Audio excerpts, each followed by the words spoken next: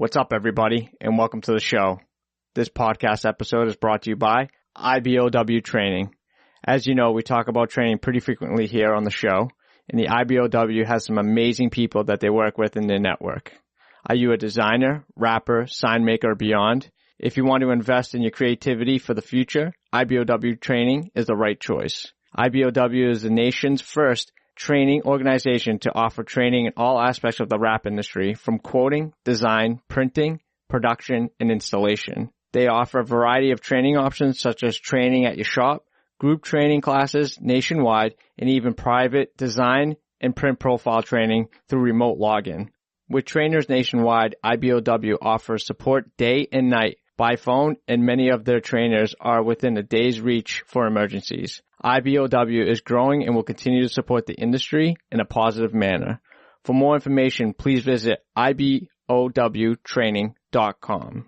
We are also brought to you by We Print Wraps. We Print Wraps is the industry's #1 source for wholesale printed wraps. How easy is it to order wraps? Well, all you have to do is sell the job. Go to weprinwraps.com, choose your desired film for the installation, upload your design, and if you're not a designer, no problem. They can design one for you and get your wraps delivered right to your door. They offer free nationwide shipping all across the U.S. and Canada on all orders over $500. And for exclusive listeners of the All Wrapped Up podcast, you can get 5% promo code when you type in the word All Wrapped Up at checkout to save on your next order today. Less risk, no overhead, wholesale printing. See why the industry pros love them. To get more information, visit weprinwraps.com. Our next guest's original career path was cut short, but because of that, it led him to the rap industry. His passion and dedication to the industry is truly amazing. He is also a Pain is Dead member and is on the board for the organization. Please welcome the great and powerful Chris Youngash.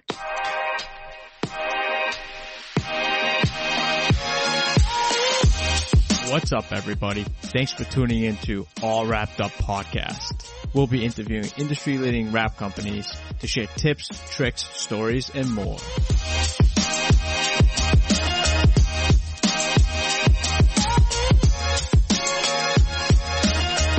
All right, Chris, what's going on, brother? Jeffrey, doing quite well. How are you today, sir? I'm doing well, man. I can't complain. It's, the weather's finally broken here in Boston, thank God. Hopefully we're out of the winter and coldness. I know I always bring that up during the conversation once in a while, typically in the beginning. But, man, I'm just so jealous of California and how you guys have the perfect weather all the time, I guess. I'd hardly say it was perfect. I mean, it got down to about 48 this winter. 48? It was pretty cold. Oh. I put like thermal and the sweatshirt on at the same time. Get out of here. Thermal? Same day, same time, everything. I wrote it down in my calendar just so I could be sure. Get out. Just a document, you know? That's funny. February 29th, 40 degrees, thermals and sweatshirt. Well, no, not 40. I'm not saying like I didn't die. It was only 48. It's only 48. Okay, you are that's like t-shirts, you know, in shorts here. 48. Right, exactly. 48, Jesus. I say this a lot. It's like you could see like the East Coast people when they fly to the West Coast, you can pick them out like a sore thumb. You're like, wow, it's really cold out. You're in jeans, a hooded sweatshirt, and these dudes are walking around in shorts, sandals, a t-shirt. Really white legs, really white arms. Oh my God. You can pick us out like in a line. It's crazy. I'm so spoiled, it's ridiculous. Oh, dude. You don't know what cold is till you're like in like the teens. Have you ever made a trip to the East Coast? I have actually. I got pretty far.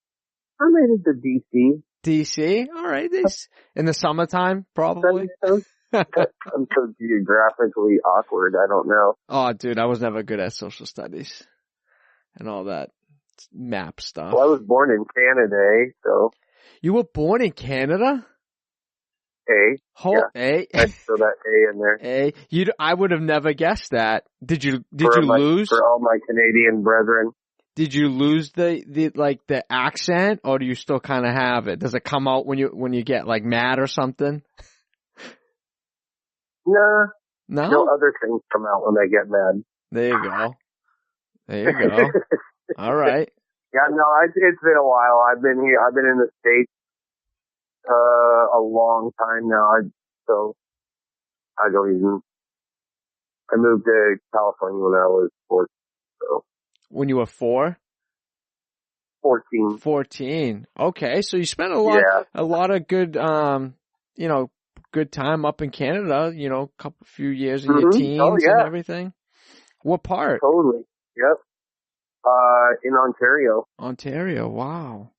Yeah, in this little town called St. Thomas, Ontario, Canada. Wow. How was that growing up? 29,000 people, something like that, maybe. Wow. And just a small little town, man. Really simple, actually. I miss those days. It is not so simple here in SoCal. No. I haven't been back in a long time, but it was all farmland and surrounding the little town that I lived in, so it was much easier. Wow. Totally different times.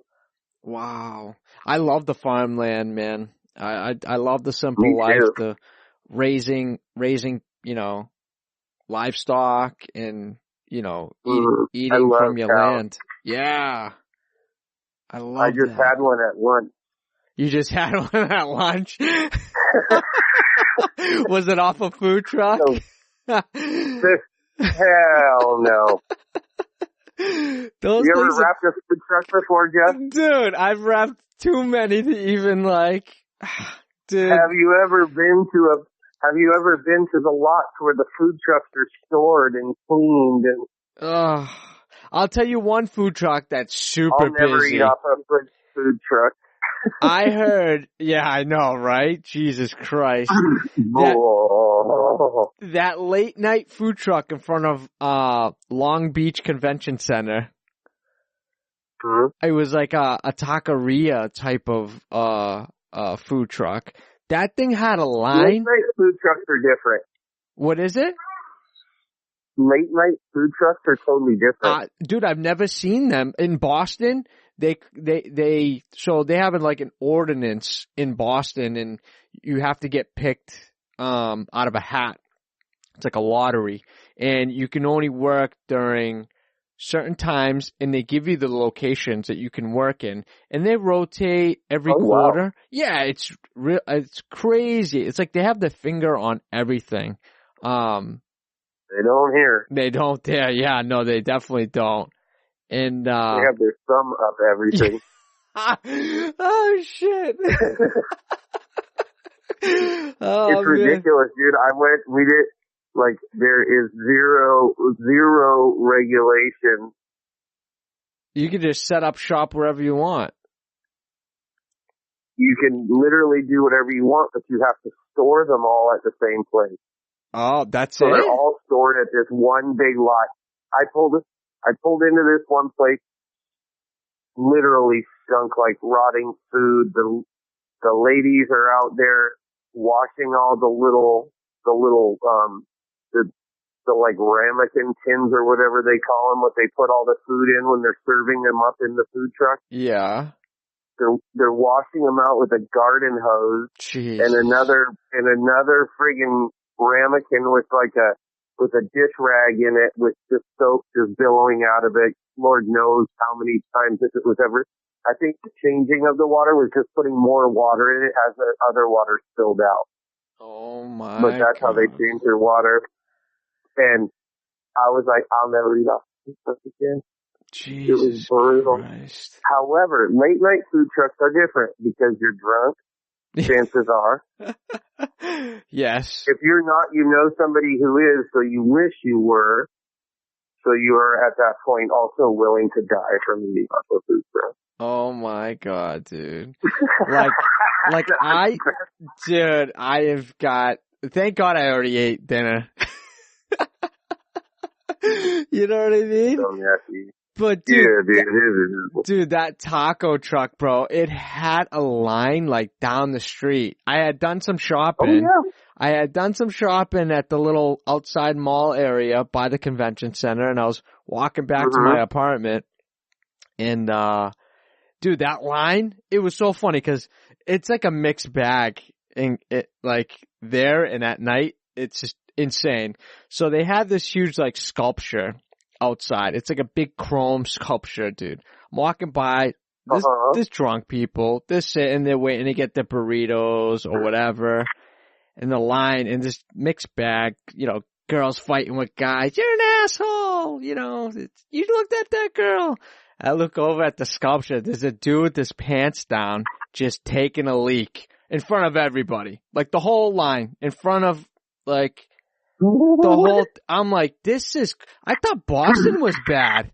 This guy's got his pants down to his ankles. He doesn't. It's not like California's out of control right now, dude. Like he doesn't even use the zipper. He just full trial all the way down. Boom, sticks it out, pissing. I'm like, you got to be kidding me. This is insane. In front of the food truck. How sanitary is that? That's cool. Yeah, dude, that's California right now. Oh my God. Richer right now.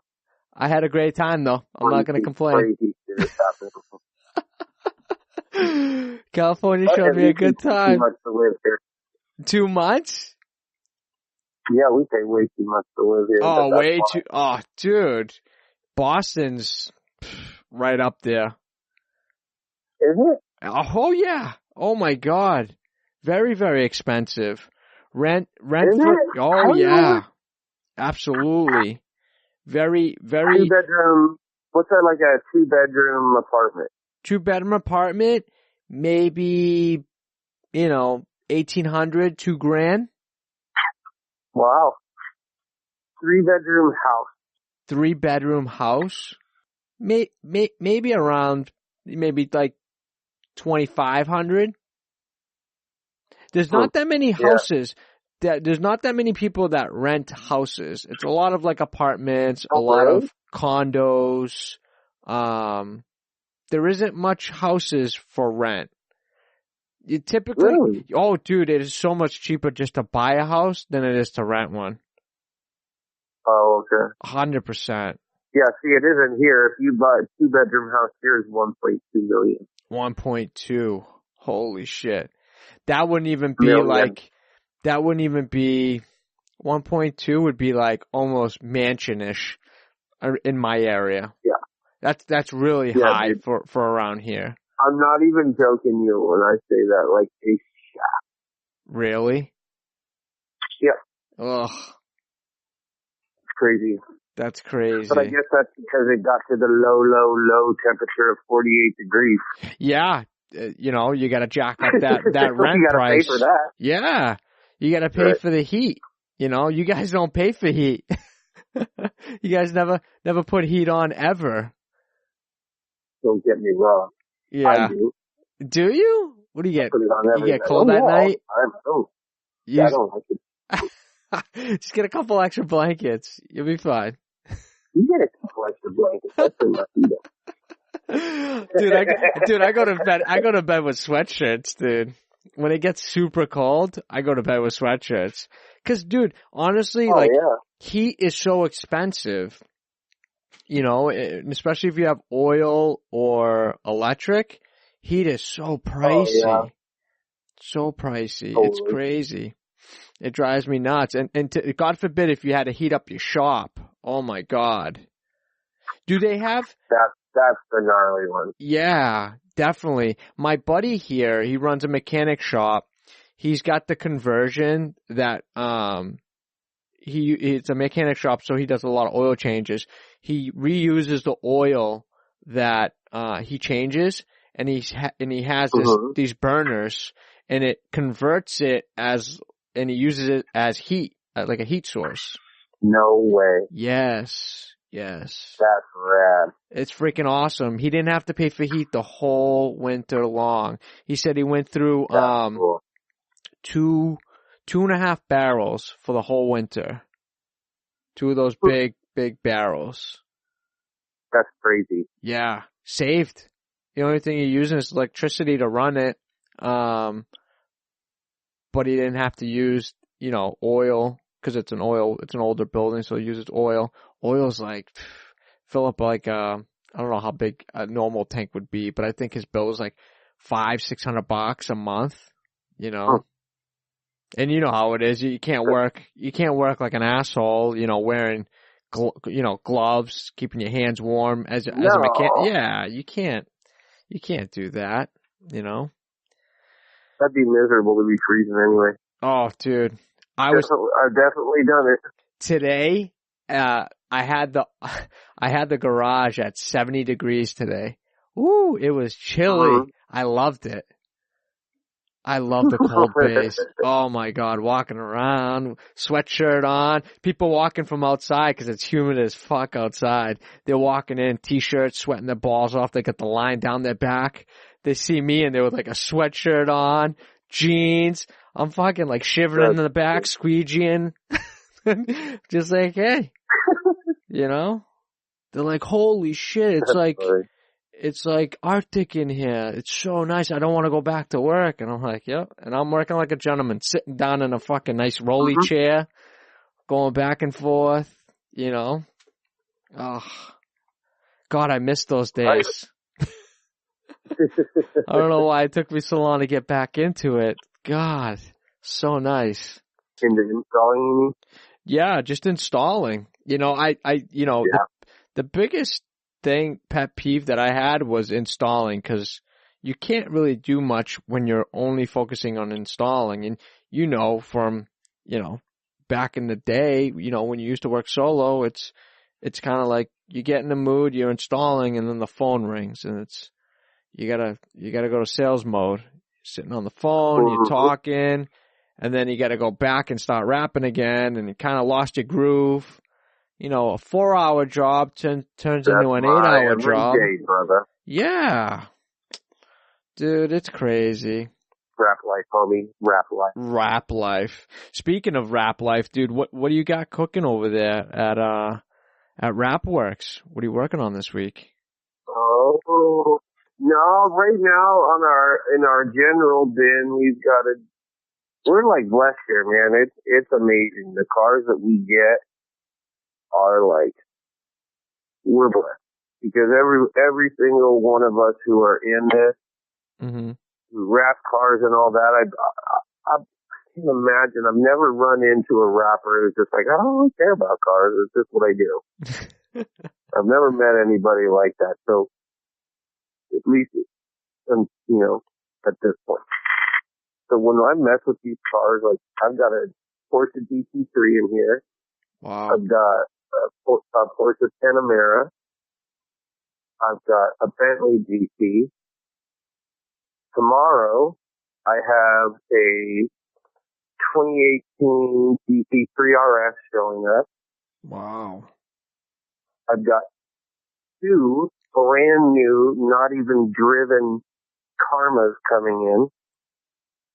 Wow. It's absolutely insane. Just for things have changed here.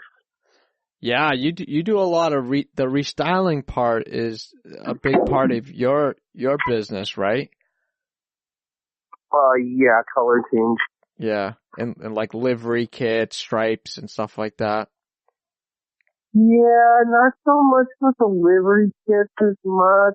The stripes, yeah, we do some of, but for color change, that's what we do a lot of. Yeah. But what we're trying to focus on, and what I'm trying to do more of, is I'm slowing the process down. I'm taking it out of I no longer want to do the color change, hey, make my blue car black. Mm-hmm.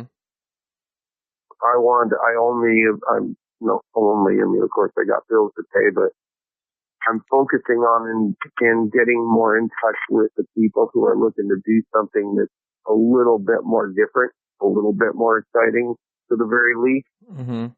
So we're not just like making a blue car black. Right. You know, we're working and trying to make these cars something a little bit more special, especially in our area. I mean, I would love if we could have art cars and doing all these crazy projects, but that's at the end of the day, that stuff doesn't really pay. Right. It's other than, you know, Yep. I mean, I just finished my car finally after it took almost a year due to the, you know, work schedule and the wrap that I ended up doing on it. But I've got friggin' hours involved in that thing that just kind of kept morphing and morphing and morphing and morphing. And that's where the art car comes from. You can never put a you know, a quote on a car like that. How do you do that? So, you know, we're trying to get more involved in doing more cars like that. Right. Be able to get, so it's more of an artistic endeavor. So it's something that fulfills us more beyond just plastering a matte black onto a blue car. It gives us you know, because I think that all kinds of us out there are like, it's a form of art for us. It's not just a, you know, I don't know who the hell would do the kind of hours that we work as wrap installers if it wasn't a form of art, if it wasn't even in the hardest times, almost a therapeutic type of a thing to do once you can kind of, like you said, once you can not get pulled around by phones or people walking in or anything like that, where you can actually go and take your squeegee and make it that time. And it's just like you in the car. There's nothing cooler. Right. It's not you know? a business in a box. I heard somebody refer to that and I'm like, wow, that's fucking genius. It's not showing up with 1080 or showing up with the Supreme wrap and just slapping it on and doing that and, you know, adding a, you know, Chrome delete package or whatever. It's just, there's no substance to that. And when you see these crazy designs where now everyone's printing on 1080 to get different textures and feels, like that's when the creativity starts spewing out. It's just, I love seeing that type of stuff. Yep, me too. And that's the fun, and that's the stuff that we want to start getting more into, at least trying to talk to the customers more about that, being like, hey, you know, you're going this far, let's go a little bit farther and make something that, you know, will truly achieve what you're trying to do, and that's to make the car yours. Right. You know, that's what these people are doing. They're trying to single themselves out, and some people are like, oh, I'm not real flashy. I'm like, dude, you're wrapping your car on for flashy, whether you like it or not. And then, you know, whether you actually want to admit that to yourself is okay.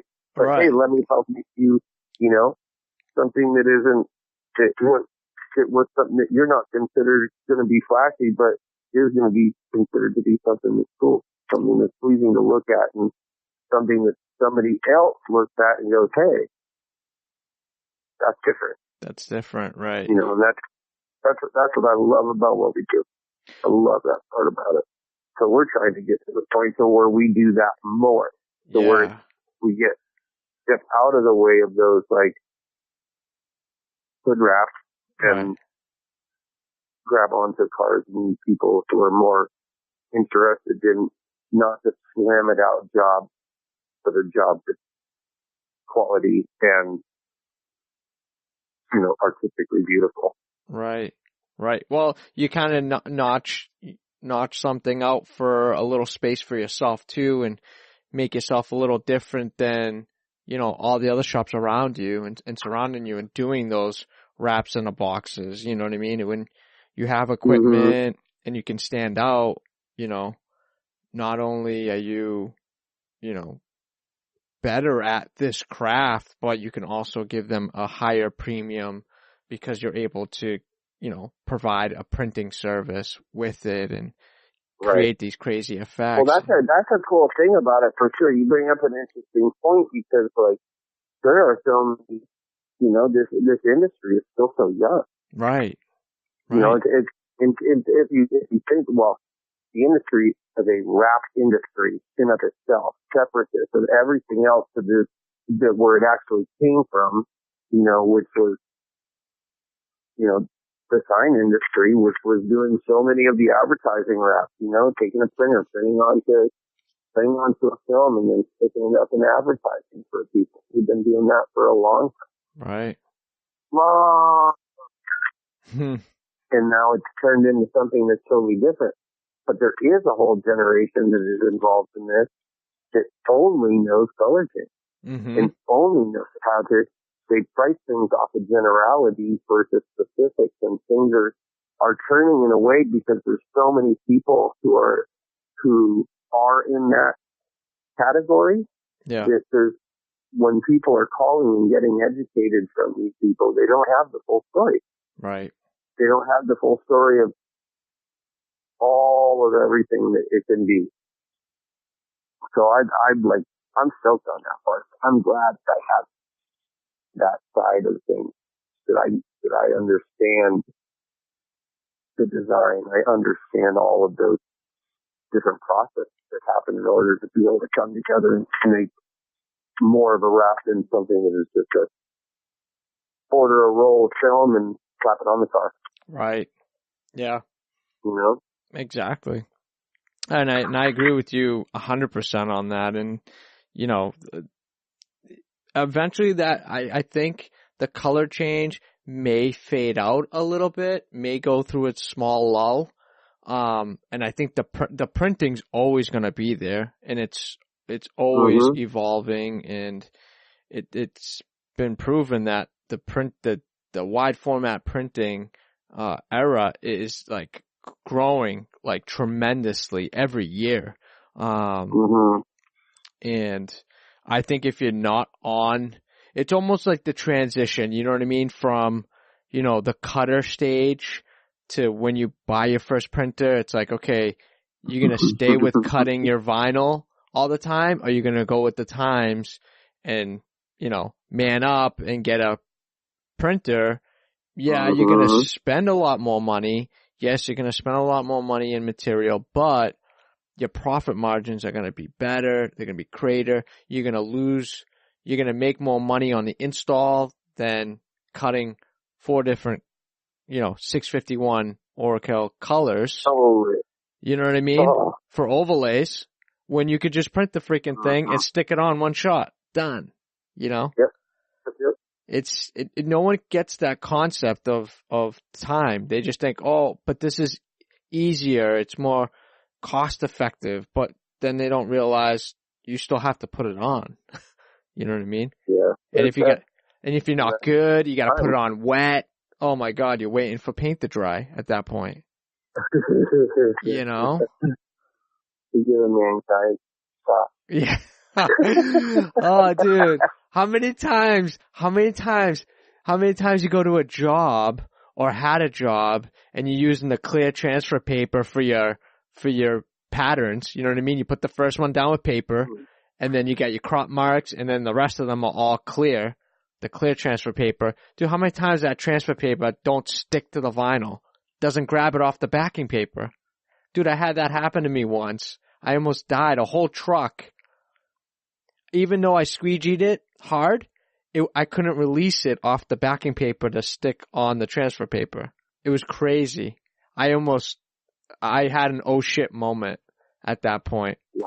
I thought I lost the whole job because I was far away. There's no going back. I had to make it work. I'm sitting there on the ground. I got it backwards, pulling the backing paper off with the transfer paper down on the ground. Oh, dude. What a shit show. Dude, you know what? You know what I love? You were like explaining a story that so many of us have had something similar to, of like, when you explain it, what the fuck are we doing? When you explain it like that, are we nuts? Yeah. Yeah. But you know what? Dire needs, man. I had to make my money, and if I can't drive home, and there's nowhere for me to go buy more transfer paper. Why didn't we choose some other way to make money, though? That's what I'm saying. What the hell are we doing? Dude, I guess we don't do it that way anymore. We It's the point don't. to this whole story, See? isn't it? I went with the times, and Gotcha. I bought myself a printer, didn't have that problem again. I saved on there you go. Okay, there we go. Now we've come full circle. Yeah, full circle, all the way around. Oh my God. Best decision I ever made. Dude, even though the learning curve was, tough for me because I didn't have any background in wide format printing or, I knew how to turn it on. File setup was very new to me.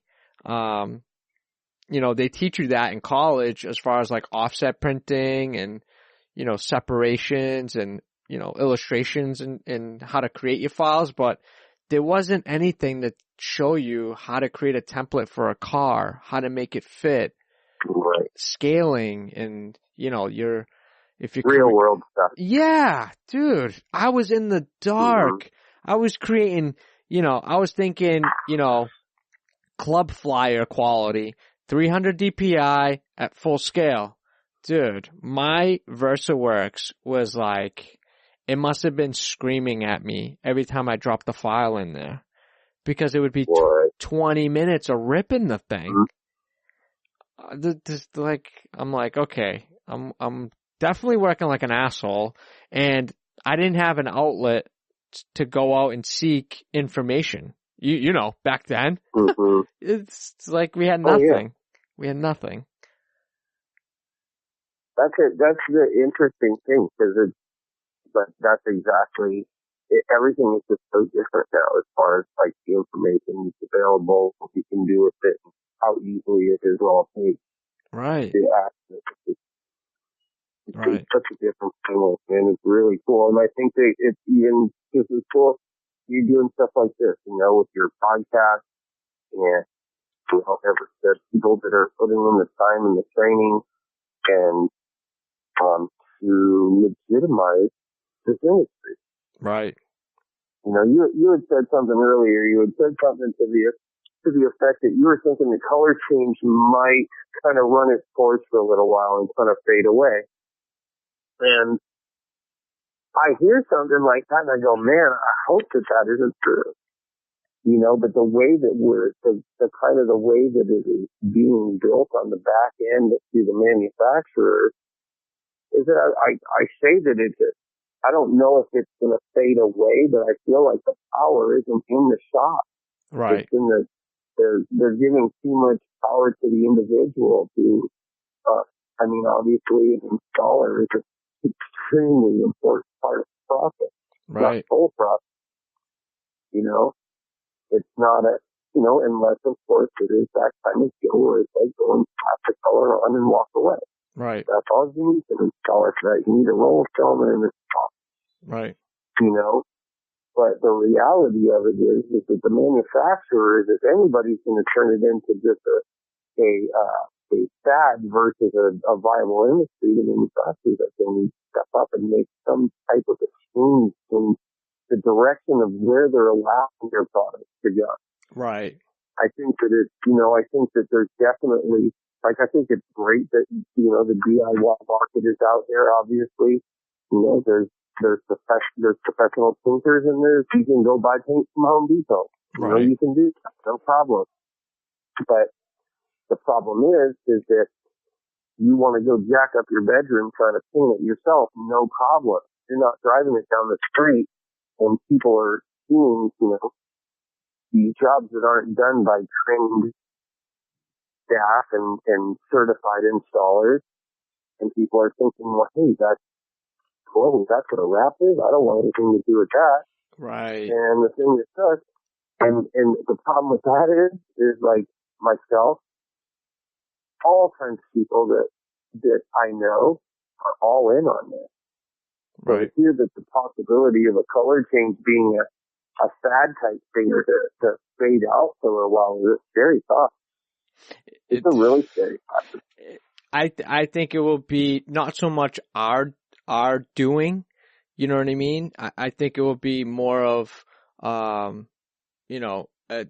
saturation problem where there's way too many people. I think it's the problem. Yeah. For sure. And that's kind of what I'm saying. There's too many people where it's in the wrong hands of those people. Right. And once you get too many people doing it on their own, people start to think that that's how it's done. Mm-hmm. And then it doesn't put any kind of a validity to the shop. They just say, hey, I'm going to charge you $5,000 for that map. And they're like, uh-huh.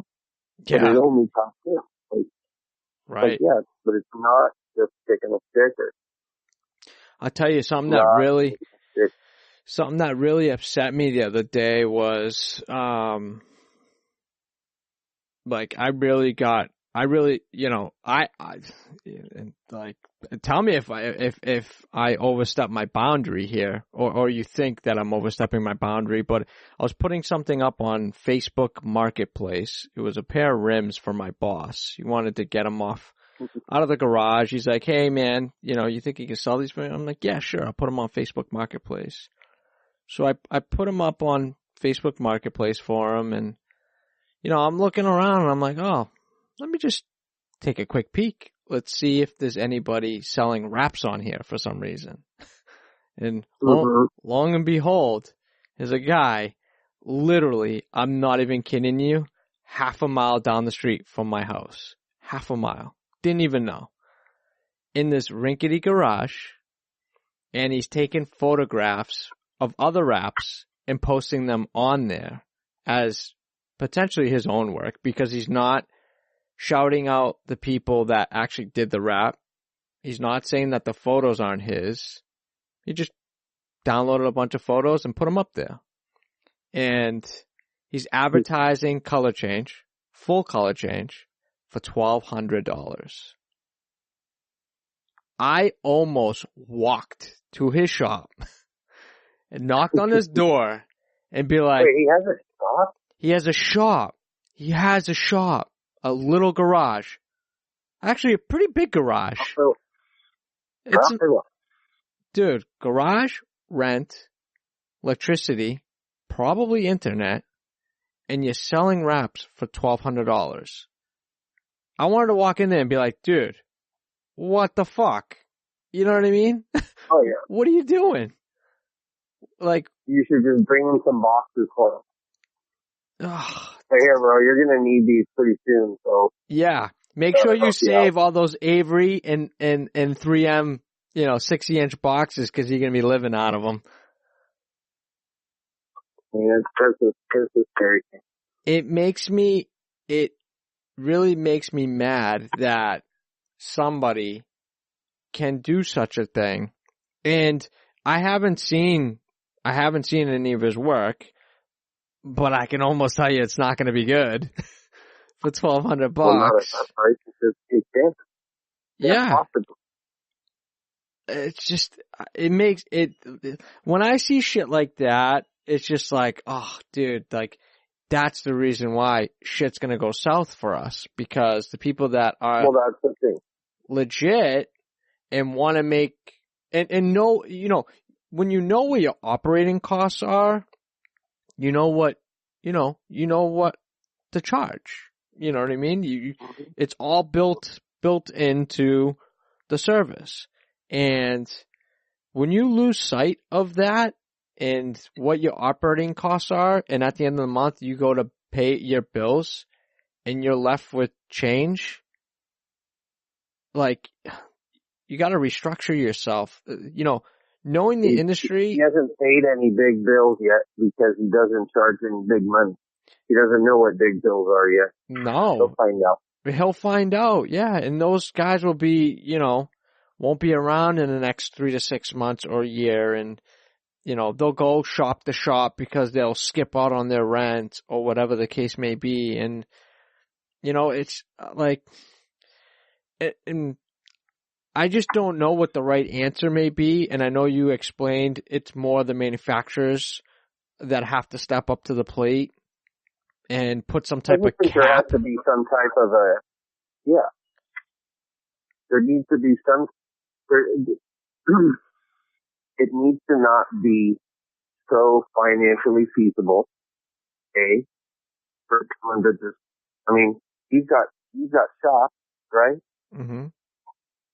Paying that for a roll of film, and then Johnny DIY can walk in and buy the same roll of film for effectively the same price, especially with places like Peter Wraps in the world.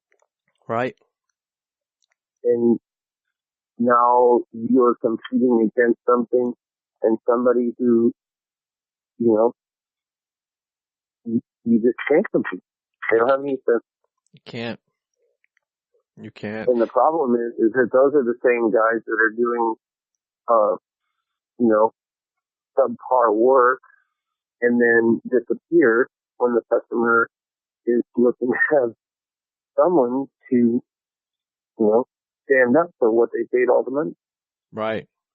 So that's what my problem is. That's why I want to try to figure out a way to, you know, get it so we can legitimize the industry so it actually can be an industry. Because, you know, I sure would love to know. I'm all in. Oh, I'm all in too. I'm all in on this industry. And I know plenty of my brothers and sisters out there are all in on this industry. So we need to figure out a way to get the people who are taking the money out of our pockets and ultimately driving the price of the crap down. Right. With a hobbyist mentality. Yeah, agreed. Very well said. And I think, you are a Paint is Dead member, and I think that, you know, whether you're in Paint is Dead or Masters of Branding, I think we can all stand up. We all stand up for something. You know what I mean? Each one of them, you know, is their own individual groups, but at the same time, even though they are two separate groups, they still unite. It's still one big group. We're all a big family. Mm-hmm. And I think, you know, taking what we've already built outside of the wrap industry and creating these groups, I think inside of these groups, we have to have some type of voice or people dedicated to sending letters to the manufacturers and figuring out how to resolve this, I think.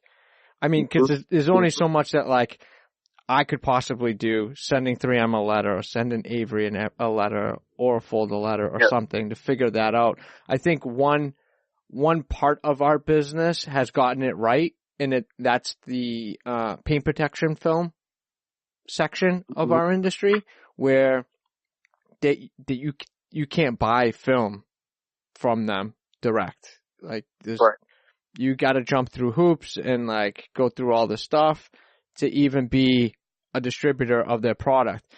They did it right. Because it's serious. Right. You're using knives on people's cars. You're doing all of these things. Guess what? Those are wrap industry. Right. You know, it's exactly, you're right. It's exactly the same thing. Yeah. But I think now there's too many wrap shops to ever have any exclusivity in particular sections of states or cities or stuff like that. Like, we're already oversaturated. Like, this, we can't work backwards now. You know what I mean? There's an easy way. There's an easy way to clean that up. It's not a pretty way, but it's an easy way. Yeah. And it's it starts demanding certification. Right. I agree with that. You can't have a paint shop and not be certified.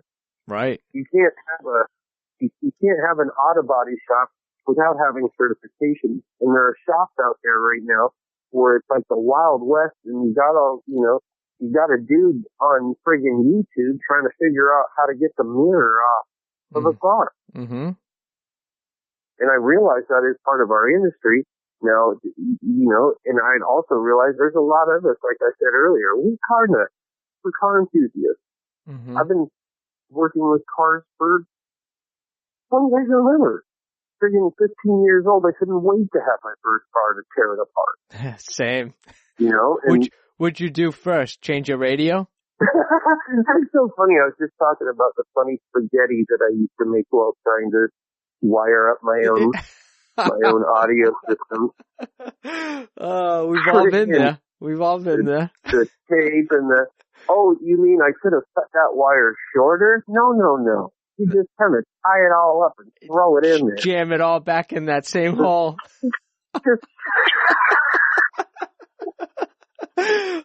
shit. You know, and that's a DIY shit. Yep. You know, that's what we do. But Right. it's a different thing now. It's an industry. We need to band together as the industry because at the end of the day, we got a saying here. I will take a lot of different things. You can push me, you can pull me. Don't fuck with my bread. Right.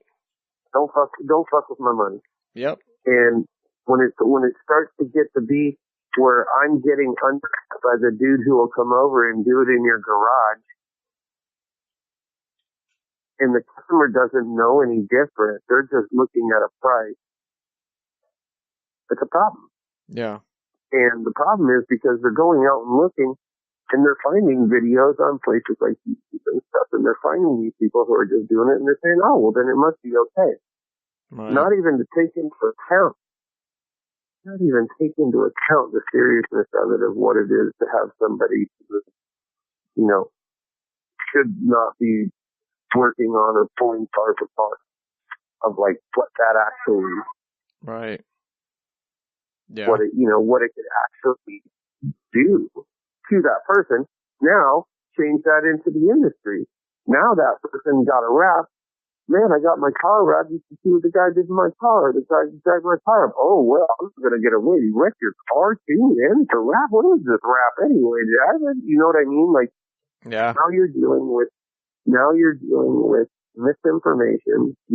Because they don't know, never were educated. They weren't taught by a properly trained shop. Right. You know, and it's just so serious. I take it seriously, man, because like I said, I'm all in. And when I see places that aren't, and they don't take it seriously, it's tough. It's tough because they're fucking with the bread. They're Right. fucking with my money. Yeah. It hurts the most. And beyond that, my industry, our industry. Right. They're undercutting. They're making it to be something that it isn't. And I know that people are always going to undercut. I know that. And I get it. There's always going to be that DIY contingent. That's fine. Mm-hmm. But dude, it's so easy for them right now. It's very easy. Yeah, I mean, it's no different. Anybody can go and make an order at Metro Restyling. Anybody. Right. Oh, anybody can get. Even Fellers. Like, it's just not right. Dude, I've walked in the Fellers a couple times, and kids right off the street, they're in there, they're calling in, setting up an account, and buying a roll of film. I'm like, whoa. Like it's fucking CBS or something. Right. You know? It's crazy. Yeah, no. And I get it. Manufacturers want to sell film. Great. But the problem is that when it comes to what we're talking about, the possibility of the color change being a fad. Right. It could be a fad because it is too,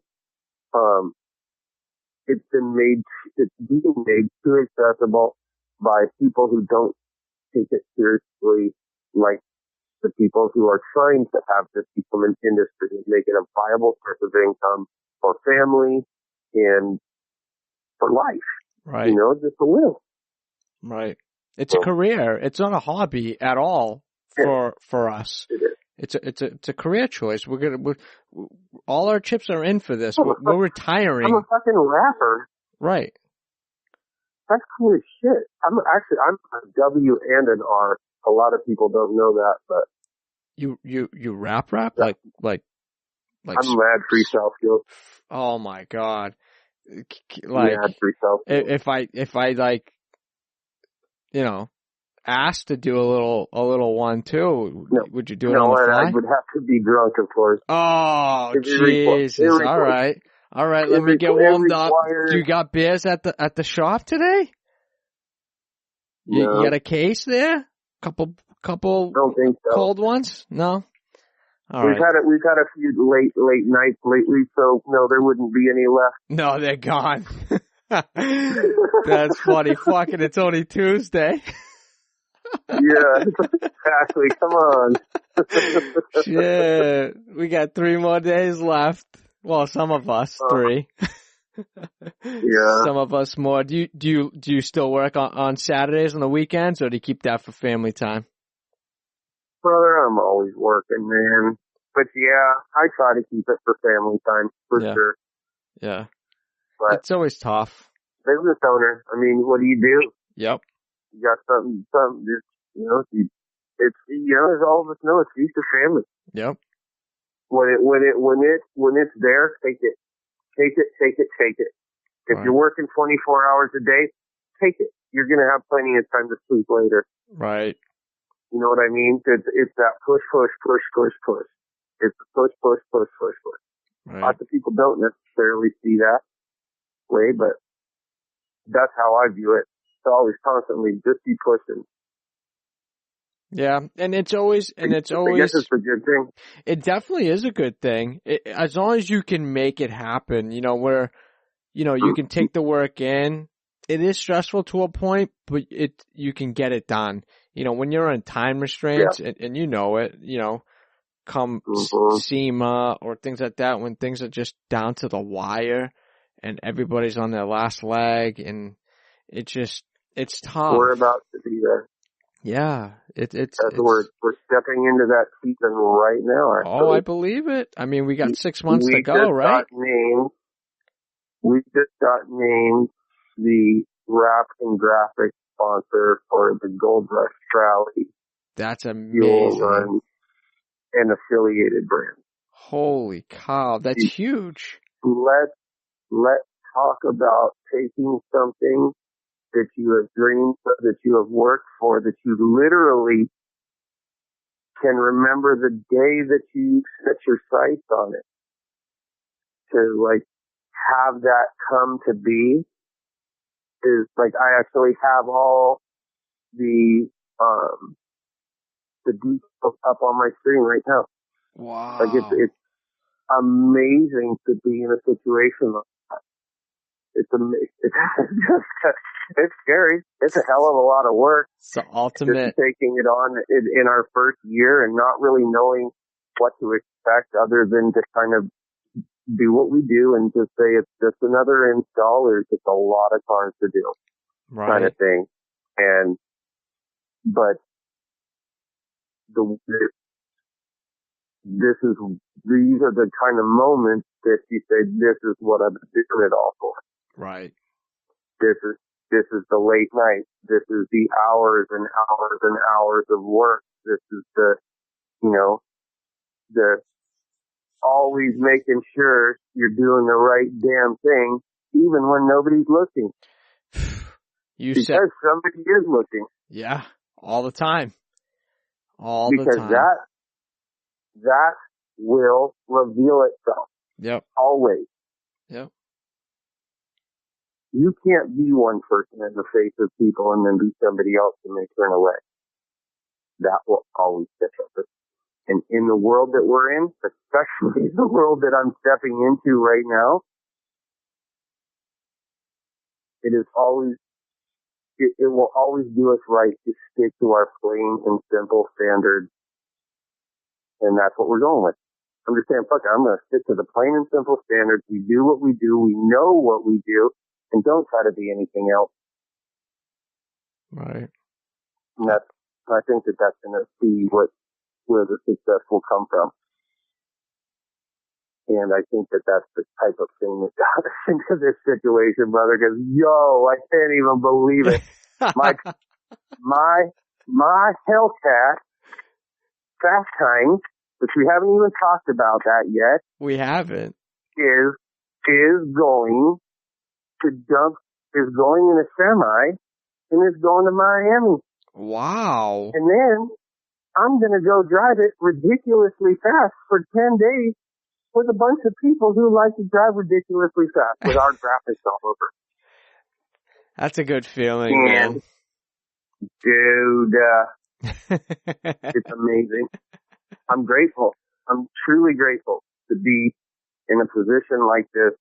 I'm truly grateful to be in such an amazing industry because I feel like even while I'm talking right now, I feel like there's people out there that know me, that, will probably listen to this, and people that don't know me, but the things that I'm saying are completely resonating with them because they're in it. They know what it's like. They know how this industry is funky. Right. There's so many variables to what we do. Somebody's like, oh yeah, let me just call in to get a ballpark quote. It's like, what can I do for you? Well, I want to do a wrap on my car. I want to do a front delete, and then I want to paint all the emblems. I want you to maybe wrap or paint my grill. I don't know yet. Can you give me a price on all that? And it's just like, yeah, Jesus. no, we can't do that. So the thing that's so freaking cool about this industry is that we all deal with the same shit. Oh, all the right? time. We all deal with the same stuff. So why can't we all band together and say, look here, we need regulations. We all deal with the same stuff. There's no reason. Yeah. There's no reason why that kind of benchmark, if you will, should be made. Because we need to be able to have it, to be able to get in front of a group like with the Gold Rush Rally, right? For example. For anybody who follows the Gold Rush Rally, they know there's like a huge contingency of crazy rap stars. Mm-hmm. Like, and to the point to where those rap cars actually take on a persona of their own and people follow them. Right. Like social media wise, right? Yeah. So like what an amazing platform, because now, and I've done it, dude. When they were here a couple years ago, we drove up to LA to go see the rap cars. Like, huh? And I drove all the way up there to see them because I'm like, fucking Gold Rush Rally, yeah, the cars. Yeah. And I had seen all these cars, like that's when Hulk was on the road. And that's when all these cars, and it was just like, I needed to see them because they were amazing, you know? And to now think like, holy crap, like, there we go. We're a part of that now. That's amazing. We get to make the amazing cars. We get to be a part of it. And the way I feel about this industry and the love that I have for it, I'm just so excited to be a part of it and to be able to help to grow it and to keep it and help get it in front of those places to get it more known so the people, you know, the education of the people continues before they even get to the shop. Yeah. I think you could use this as a catapult for the industry where you can almost be a higher ambassador of, educational person where you come in and say, listen, this is the quality that wraps need to be at. This is our daily standard. When we receive cars, this is normal to us, whether it's a high-end car or it's, a regular car, a minivan, whatever the case may be, the same work gets done, regardless. And I think, you getting put in this situation where you're, part of the gold rush and part of the designs and the wrap installations and things like that. I think you could take full advantage of this to educate people and really, really tie everything together. You know what I mean? Mm-hmm. And use it as that is exactly my goal. Yeah. Because it is a beyond just the passion for color changes and wraps in general. I don't really care about wrapping, but right. It's to get a step beyond those things and to look at it as a simple opportunity to be able to share and to be able to educate. I'm all about that. Yeah. I'm all about that because that's like you got lots of people today that are going to walk around and bitch and complain about stuff that's not you don't do anything about it. I would rather, if I'm going to bitch and complain about it, the very least I could do is try to help and educate. I mean, I see people all the time, like even just on the street, like as rappers, and we see somebody whose car who is like, completely deteriorating. Yeah. As a rapper, I feel it is my obligation to go over and say, hey, just so you know, what you've got going on right here is going to cause problems. If you don't deal with this, it's a big problem. And I've found, because I've done it several times, and quite often it's gotten customers. Quite often, a few times it's gotten me removals that I just don't even want to talk about today because it's a horrific memory. Oh God. Oh, removals. But yeah, but it's it's such like it's such a thing. There's like educate if you let your customers go without telling them that you ain't got no warranty on your horizontal surface, and if you don't keep that clean beyond religiously, it's not gonna last. Yeah. Especially in your And neck of the woods. Well, see, that's really all I can speak for. I can't even imagine what it would be like to be in a place where you don't have to think like that. It's amazing. Right. I mean, you get 6 months out of certain films, man, and it's like some of them are people's favorite films to choose. Right. Like matte metallic gunmetal, gorgeous color. Can't do it, won't do it. Not anymore. Just won't last. Sun just beats the hell out of it. Film here. Wow. Yeah. And the problem is it just like anything. The last one that I did for a gentleman, John Maserati, in killer. I handed him what I do for everybody. Part of my speech is, this is got to keep it clean. Here are your trainer bottles. So I give him a little 4-ounce bottle of cleaner and a 4-ounce bottle of a sealant and say, you need to do this once a week, at the very least. Waterless wash, wipe it down, spray this on, wipe it off, then come back with this sealant. Most important part, spray it on, wipe it off, you're done. You got to do it. So, okay. This guy comes back about 8 months later, and he started getting a nasty, I call it cancer. It's a horrible thing to call it, especially with the nastiness of that disease, but it's just where it starts to get like the sunspots and the what looks like rusting or burning. You get it really bad here. Yeah.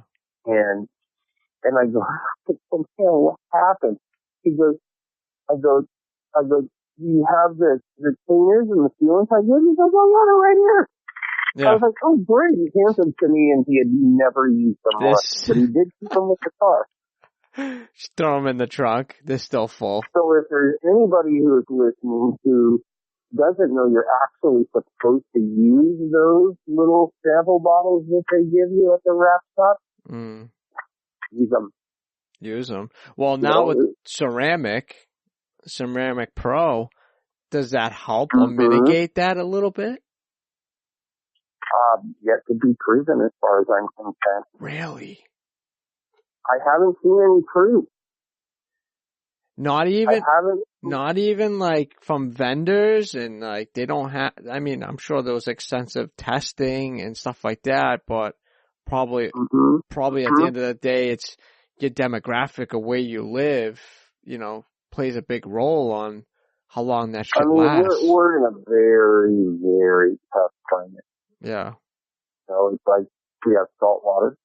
We live right on the ocean. Mm-hmm. So we have salt water, we have smog and pollution, and we have a ridiculous amount of sunshine.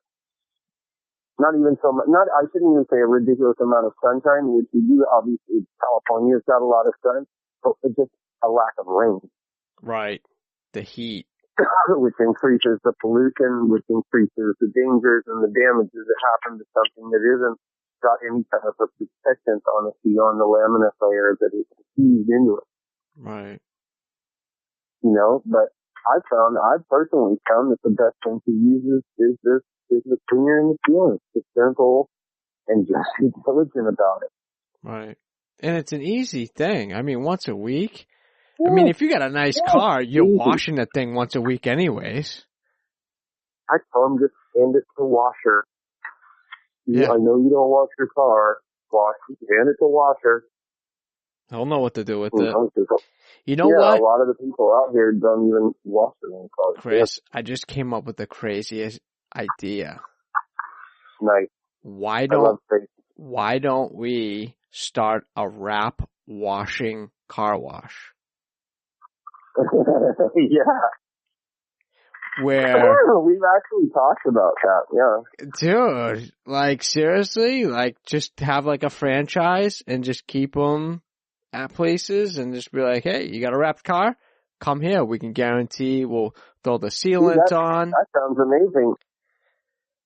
Right? That's exactly what we need to do. The problem with that is that now we need the manufacturers to get on board to be able to make it a viable enough industry to where we can actually say how, because obviously just like anything, because I love that idea because people don't know I think people know. I think people know. The problem is people get lazy. Right. That's the kicker. But if you give them something that is easier, let's just take, for instance, Amazon. All right? What did people do early 90s, late 90s? They got up off their ass, they got in their car, and drove to the store to buy what they wanted. What do we all do now? Fucking get on Amazon. What do you need? Toilet paper? Boom. We'll have it here tomorrow. Amazon Prime. What do we need? Dude. Fucking paper towels? Boom. They'll be at the shop tomorrow. Done. Yeah. You don't have to leave your house to do anything anymore. Nope. It's kind of scary. It kind of is. But, taking that into consideration, maybe we do a mobile wrap detailing wash. Where you go mobile, go to your house, freaking wash your car outside, biodegradable materials where you could just use, I see a lot of... just use mild dish soap. That's it. Like we're supposed to. We use a mild dish soap like we're supposed to, and then pull out the final cleaner in a foot and be done. And wipe it down. The nice little towel. I had a good friend of mine who had a Porsche. He lives in Laguna Beach. He lives essentially on the sand in Laguna Beach. Wow. We wrapped his car in matte apple green? Avery Dennison color? That's a nice color. Yeah, it's a really cool color. So, matte in California is difficult. It's a tough film. You have to keep it clean. Right. He, living where he did not take it seriously, just like the other guy. Safely kept his bottle of cleaner and sealant in his car and never used it. His car went so bad it looked like a science experiment. It actually looked like a big brown piece of lettuce. Wow. All cracked. It was horrendous. There was no cracking yet, but it was definitely huge brown areas. Like on the Porsche, all horizontal surfaces were getting really bad, but his wheel wells in the back were really brown. Oh. So it was a really bad thing. So I contacted Avery Dennison and I said, hey, what the heck is going on here? I know this, but this seems excessive. And they said, wow, they'd never seen anything like it. They just, that was what was said. And it was like, holy smokes, can you get us some of that film? We want to test it. We want to see it. We want to blah, blah, blah. And I said, okay, yeah, sure, of course. And this is my friend. This is can you help us out? Will you, send me another role? Now, the amazing company that Avery Dennison is said, yeah, we will. We just want to make sure that you do this for us. No problem. That's amazing. That's why I love it. I would love Avery Dennison. So when they did something like that, it was just no problem. They sent us out the role, and I said, all right, dude, I went to bat for you. I got you a new role. Now you're my science experiment. Yeah, you're my guinea pig. I want to know, did you jack up your wrap, or is that what's going to happen to a wrap if you live here? And he agreed to it. He religiously did it with just the simple ones, the Avery Dennison wrap cleaner and Avery Dennison.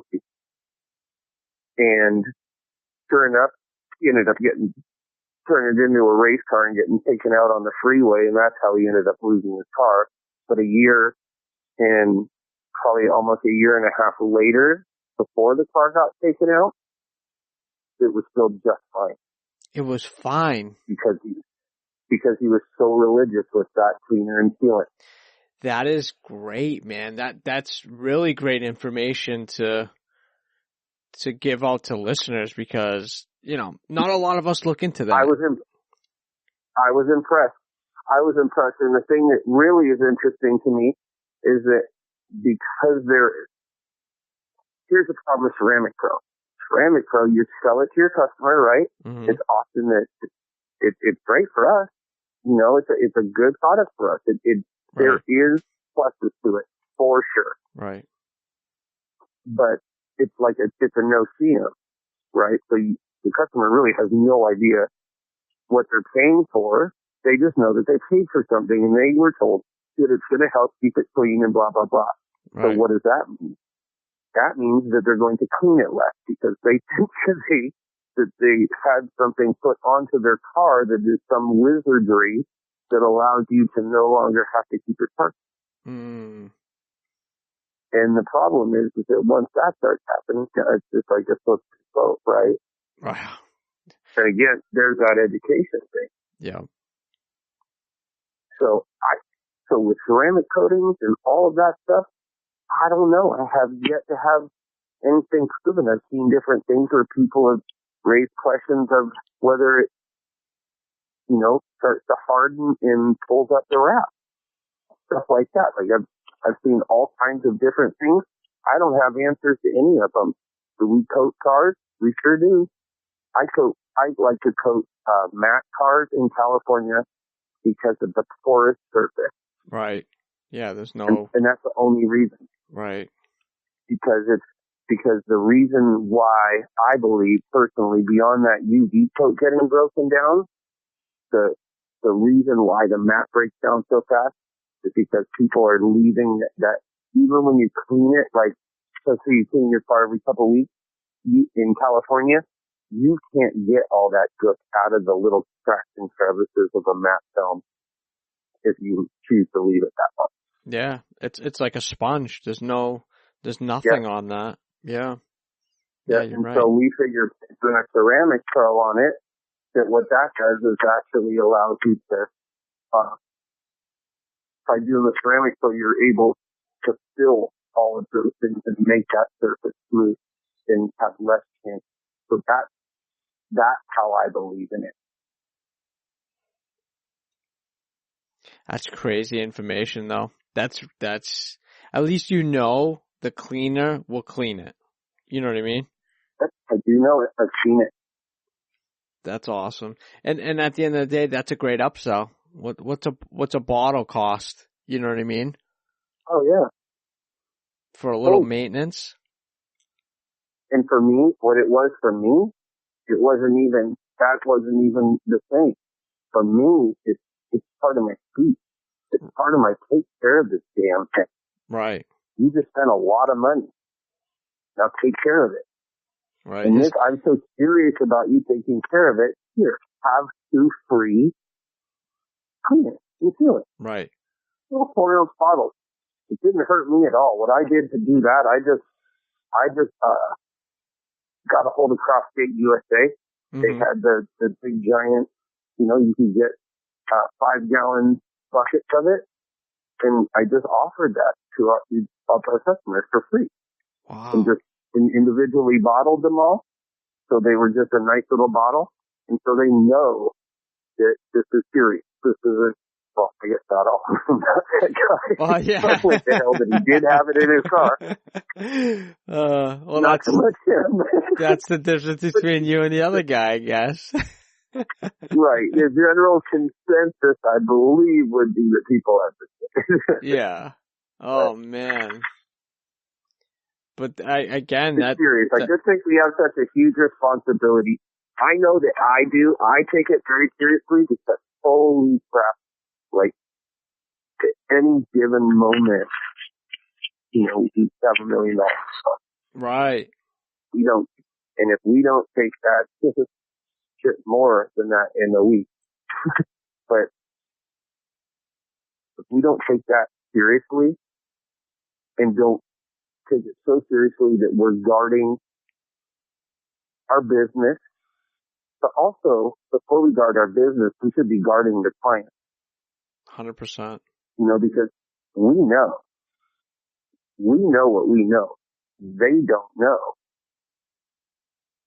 You know what I'm saying? So if we take it to a point to where we're actually educating them and we're doing our side, we can help our industry. It's like what we're talking about. Right. Getting it to a place, because the DIY guy or, the garage wrapper, what have you, not his, he's going to collect his $600 off less than that now, off a $1,200 wrap and be done. Right. He'll never see or hear from them ever again. Yeah, it's crazy. It drives me nuts. But to us who are all in, we're all in, and we have shops, we have expenses, we have all of that. Well, it's a little combination of you realize that you are passionate about something, so you wanted to explore it better and legitimize it. Because I was mobile out of my apartment for 3 years, and but I knew what the market space was and how much materials cost and how much things were going for. So I'm charging the same amount out of my apartment that I'm charging the guy down the street that has a full-blown shop.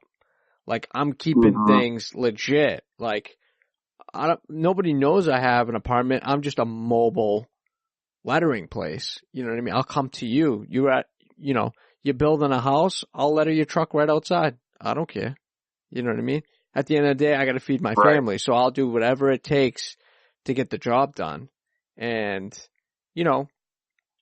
I think when I realized that it helped me out at first because I was able to make a really great profit and save in order to get a shop.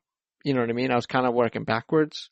I should have got a shop first, but then again, I didn't have any really money. I literally started it with a 24-inch cutter. That was it.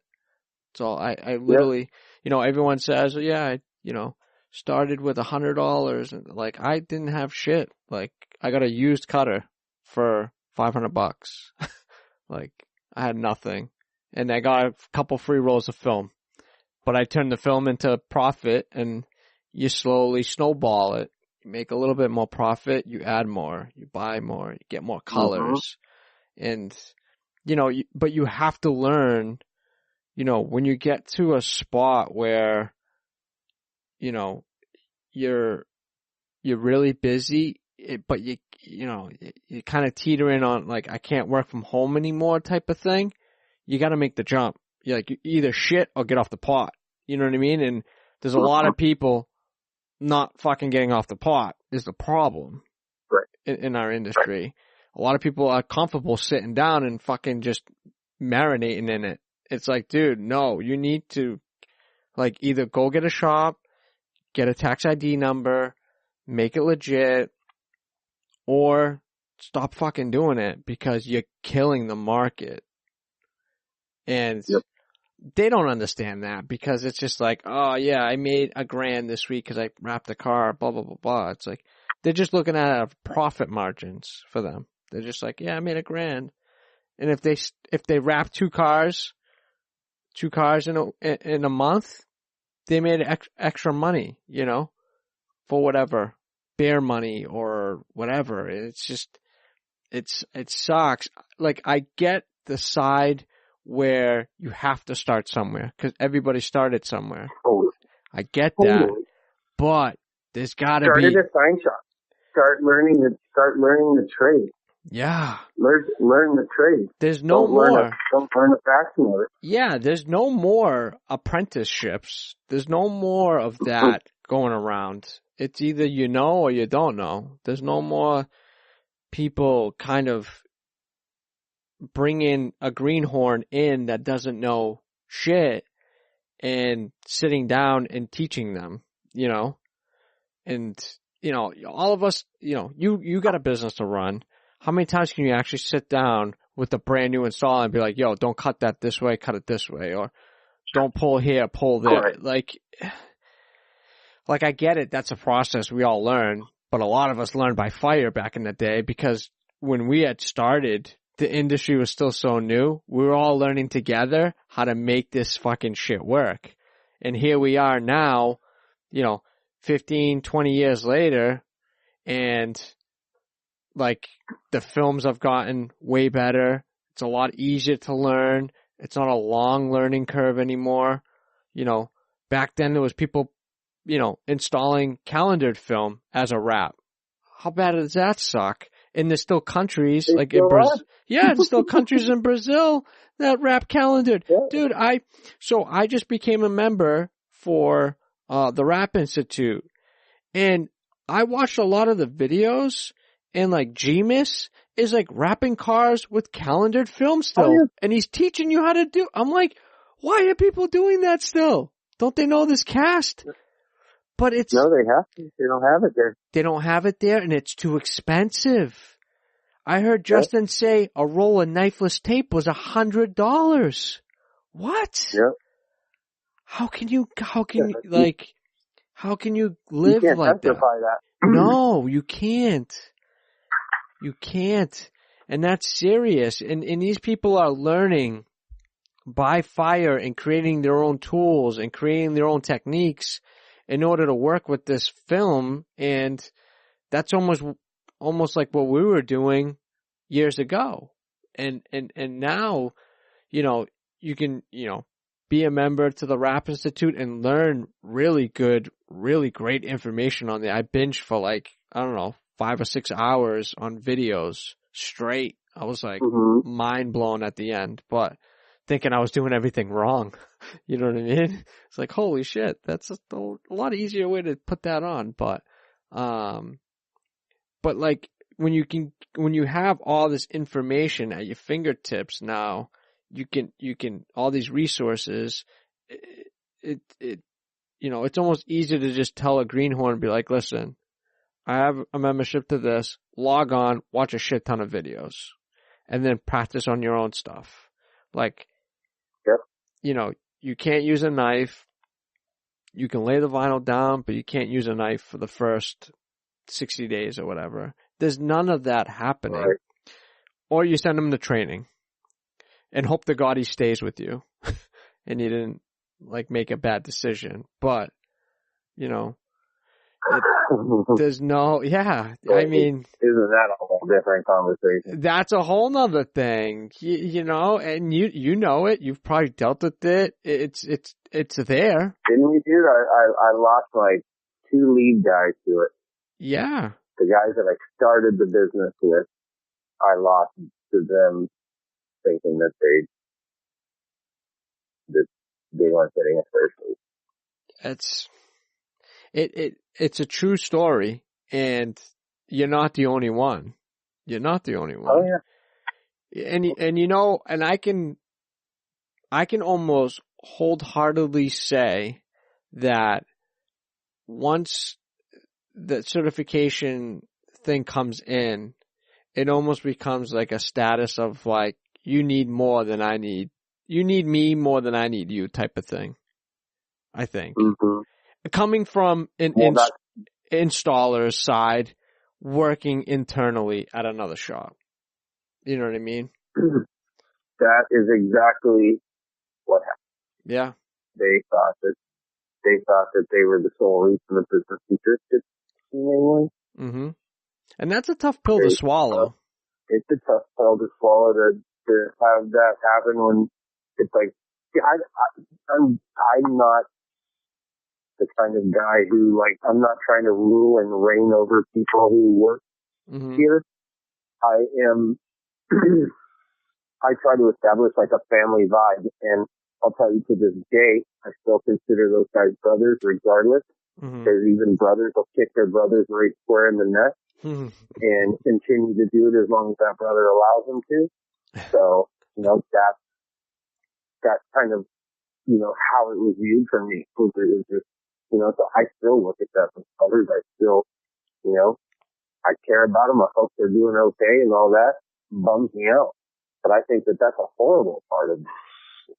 Yeah. Is the fact that, like, they don't see, like, hey, we can make more money if we work together. Right. But when they're sitting there with their hands crossed saying that, trying to make it appear as though, craft work is taking all that fucking money. Right. Yeah. It's crazy, dude. Yep. It's not a sense of, I don't know. I think the way you want to build your shop vibe and have your kind of, crew, so to say, you want to have that be more like a family setting. You want to know that they're going to stick with you and build it together, regardless of who's making the money. Okay, yeah, you're getting paid and you're surviving. I'm paying you to do the work, but you're only seeing the large checks getting deposited, but you're not seeing the big picture. I got to pay taxes on that. I got to pay the shop rent out of that.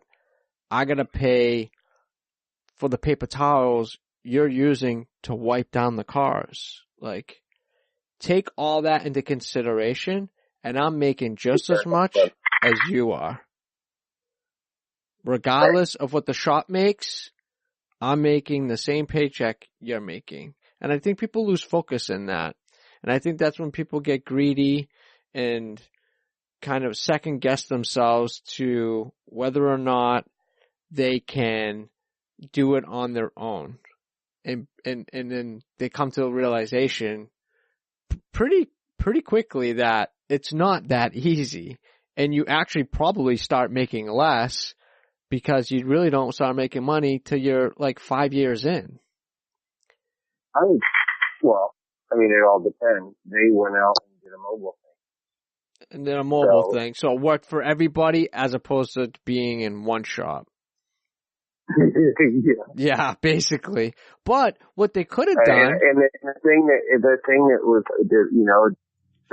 was like, we just want to see we're going somewhere. We want to do something. And I'm like, let's do it here. When we started it all together, we weren't sane as dead.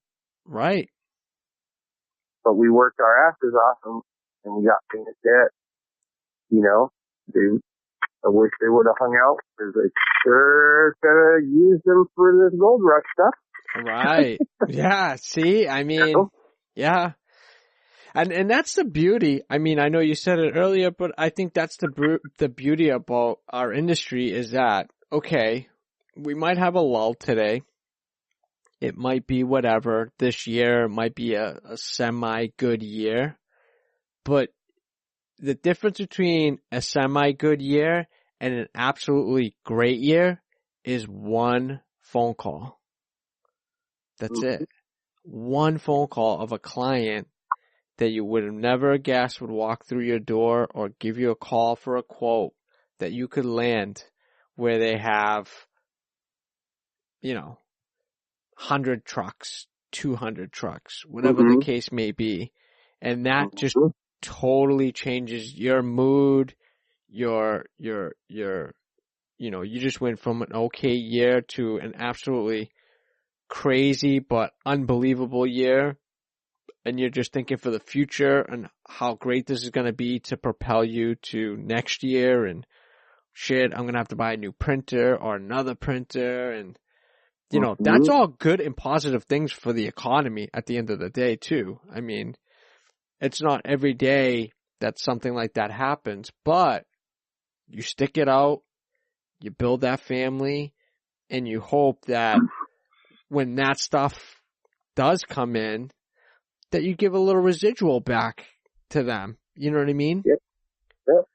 Because Yep. it's everybody that's making this work. It's you know, Yep. without one part of the puzzle never gets done. You know, it's just crazy how, like, now it's just like and we keep on going full circle. It's just like there's so many avenues in this industry, and that everybody knows, whether it be mobile, shop, a print, wholesale printing. Like, I don't know of one industry that just has so many avenues, kind of like so many branches off of one tree, you know, being the wrap industry, being the tree, and so many other fucking things coming out of it. It's crazy.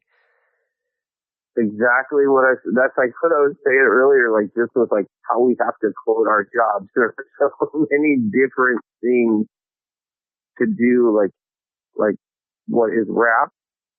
It's not just cars. Things are just growing and growing. Right. That's why I'm excited to see like the separation that happens, like what happens and what breaks away from its roots of like the sign industry and all that. I mean, that's where I learned it. Yeah. Industry. Well, speaking of that, how did you kind of get intertwined into the industry, and what was your first interaction with the industry, or, you know, sign painting or lettering or whatnot? So I worked for Yamaha, and I rode and raced motocross for, and worked for a company called Colorado Power Sports out in Colorado. Mm-hmm. And, I was jumping freestyle ramp and crashed my brains out beyond all imagination. My last jump went really bad. I broke both my legs. I broke both femurs.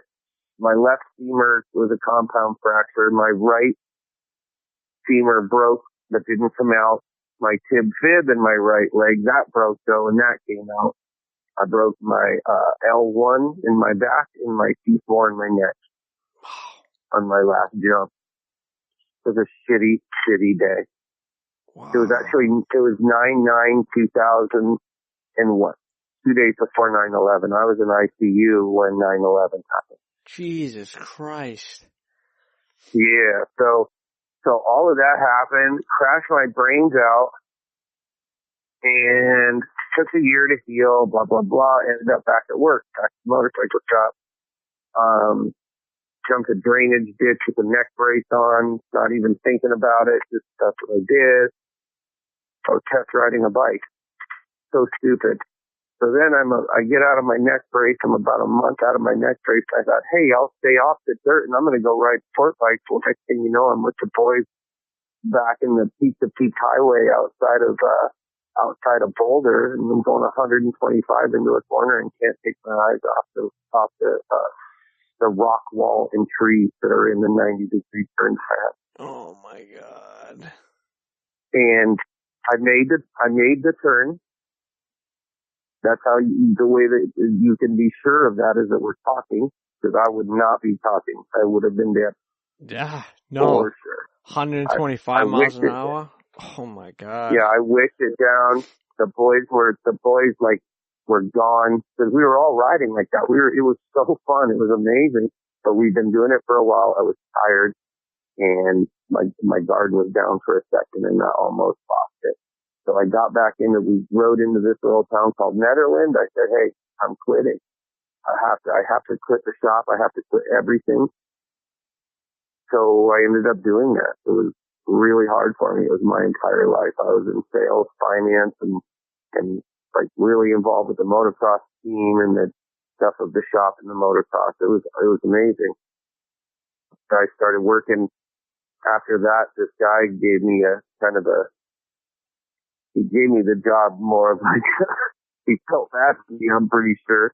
But, he had a little shop called Teal Vinyl Graphics, and I was actually, he had a roll-off company for dumpsters. Mm-hmm. I went from selling motorcycles and financing motorcycles and ATVs and all that kind of fun stuff to selling dumpsters. It's fucking fun. It did not, people, it was not, didn't have that passion for saying I do not have a passion.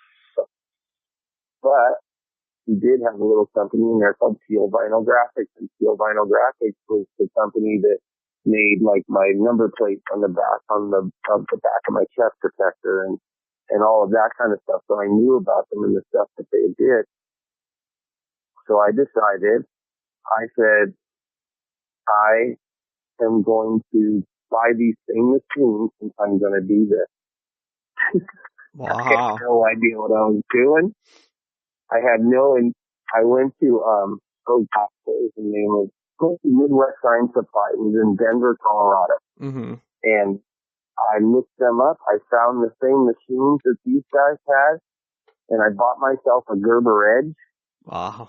And Vision 375 plotter. And I was off to the races. I was in the sticker business. Legit. I was making stuff for all these things and really had no fucking idea what I was doing.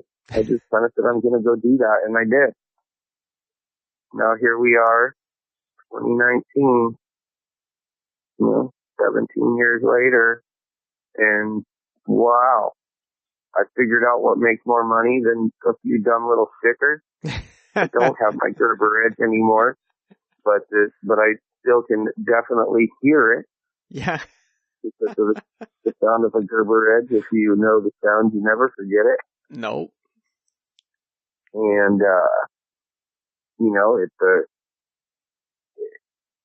it's an amazing thing to find myself where we are now with the gold rush, with being I'm a member of Pain is Dead. I'm also a board member of Pain is Dead. I love it. Feel super blessed and super lucky to be in this. It's an amazing, I love our industry. I love what we do. And I love that we're still in the infancy stage. But it's like we can't stay in our infancy stage forever. Right. We have to get serious. We have to, the people, the powers that be, the manufacturers and all of that, they're the ones that need to be setting the regulations. They can't, like Shell won't sell to just anybody. Why do vinyl manufacturers get to just sell? Because it takes money out of our pocket. It takes our training. Like, why would you have a full training program, yet still sell to people who don't train? Right. Yeah. There should be different price breaks for... It almost doesn't make sense. Yeah. It's crazy, man. It's just... you can buy... And if you do train, why you should get a discount.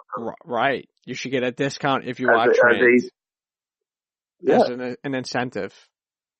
100%. Yeah. To make more money. Because if you're investing in yourself, then that should show for something, and that you should be rewarded for that. Not that you should get, pat in the back or a trophy, but like, we're making a career out of this thing. You know what I mean? Yep. We're here to make money. And that's it. There's too many people. I still see people like on the Rap Society and stuff, but I haven't seen it in a while, but people, there was a whole big hum about certifications and all of this, and so many people like mocking it, being like, I don't need a certification. I can rap just fine. It's like, it's not about how you rap. It's about legitimizing what you do. Right. It's not about you being a great rapper. It's not about so you can hang it on the wall. It's so you can legitimize your dollars. Right. And so you can legitimize your industry. So your industry goes, even if you're that new guy who's doing it and you're rapping in your garage, that's your fucking check. Right. That's your ticket out of your garage in the future if you look at it as a viable industry and you being a part of a viable industry as opposed to somebody, who actually, to be able to get out there and continuously be staying on the grind towards certifications and towards making it a shop and towards making it an industry is what we need. Right. We don't need the people who are, you know, in and out, or the people who are like, oh, it's so easy. Right. Like, you know, it's not easy. No, not it's easy. not. It can be. It's fun. I personally think it's fun to tell. It's the best. It's when the best. When nobody's in the shop, when everything is, you know, quiet other than my hot jams on the stereo. Oh, yeah. Dude, that's so good, dude. Like after we're done this call, I'm the only one here. I might go down and rap something just because I have that scenario. Like, I don't ever get that. What are you jamming to get you in the zone? I don't know. It depends what happened that day. Yeah, nice. I like that. Yeah. Most of the time we're listening to reggae music. Wow, reggae. All right. Myself and my beat installer Richie. Nice. We're big into reggae. We like reggae a lot. But then we're also a couple of old school metalheads. Yeah. So you'll hear Pantera and Slayer and the such. You'll also come in and you might find something a little smoother. However, there are no songs with doot-the-doos allowed at Rap Works at all.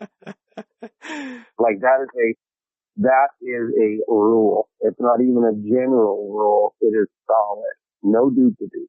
That's so funny. Yeah.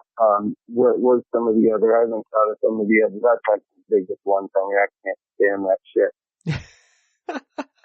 Even now, just saying it, I can hear the name do that I don't want to ever play in my shop. Oh my and God. That's why I don't let it play in my shop, because once the fucking do starts, that's it. You're done. That's it. You lose it. And I'm going to spare any listeners. I will not do the do. That's. I said do. I was jamming out. I like to start off, if I've got some installs in the morning, ironically enough, I like playing Phil Collins in the morning to kind of get me. Yeah, man. I don't know what it is. It's just, this morning I got in, I had to wrap a trailer, and it was the first thing, the last thing I had on my Pandora, and I'm like, all right, I could probably listen to Phil first thing in the morning. I'm halfway through my coffee, for the ride into work, and dude, I don't know. I saw him in concert last year on my birthday. My fiance got us tickets to go.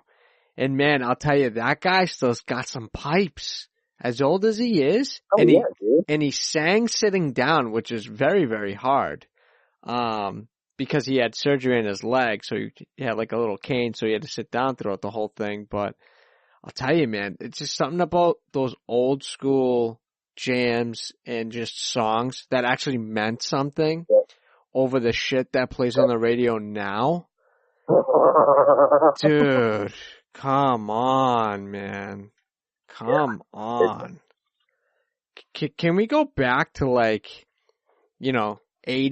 early 90s where you could actually hear what people are actually saying in the songs? Yeah. And they were written about things? Not about fictional things and, money and strippers and all this shit. Yeah, man, just, I don't know. I can only listen to that in very small increments, and then I don't even know it just becomes background music anymore. But when you got that perfect song, man, it's just, you just sing, today I was singing in the thing and I got everybody hyped up today. Everyone in all, we got 3 designers. I walked in there, I heard all 3 of them singing in the background, Phil Collins. They're like, take me home. It was just a good feeling. Everyone's in the zone. It's like, yeah, all right. Yep. Oh, that's awesome. I love it. That's what it's all about. I've got a new partner here at Rapworks. Actually, he joined work here about a month and a half ago. Yeah. And he is, that is he said, he just actually told me that he loves to be here because of that camaraderie, because of that feeling that he has when he is hanging out, Mm-hmm. that it's just something that he doesn't get anywhere else. Yeah. So I just think that that's a, for all of us, like, and that should be the other thing. You said it really well. With the guys who left, so they're servicing a bunch of other shops instead of going for one. Mm-hmm. So even if they're making a bunch more money on a per day basis, they're spending money, driving everywhere. Right. It's There's more accumulated costs being a mobile service based as opposed to driving to one location and being there. Because if you did the math, and let's just say they both became a business and you had them come in as subcontractors, now they're getting 1099. They have to pay their own taxes, which at the end of the day will probably be better for you because you don't have to keep them on the payroll. But at the same time, if you kept them busy, they probably wouldn't have to go anywhere else. You know what I mean? Right. Be like, dude, I got so much work here. I could keep you busy all the time. You come here, you make a shit ton of money. You know what I mean? And Yep. That's it. You don't have to go anywhere else, dude. Just, I'll pay you as subs. You pay your own taxes. You bring your own tools. You bring your shit here. I'll have a dedicated spot for all your shit. You come in. So you can. Now that's an employee. Yeah. Well, is it? You just said dedicated. Well, if you dedicate a toolbox to them, is it still? That is theirs. All right. So the definition California sucks, dude. Right, huh? They got you for everything. Like, we have a dedicated section for our mobile guys. Like, if they have to come in and do an install at our bay as opposed to doing it at their place, because they're mobile. They're mobile too, but they take a lot of our work to their shop, get it done, and then bring it back. They're only a few miles down the road. Oh, so how do they have a shop and they're mobile? Well, here's the deal. Well, because they're legit. Like, they have to have a shop.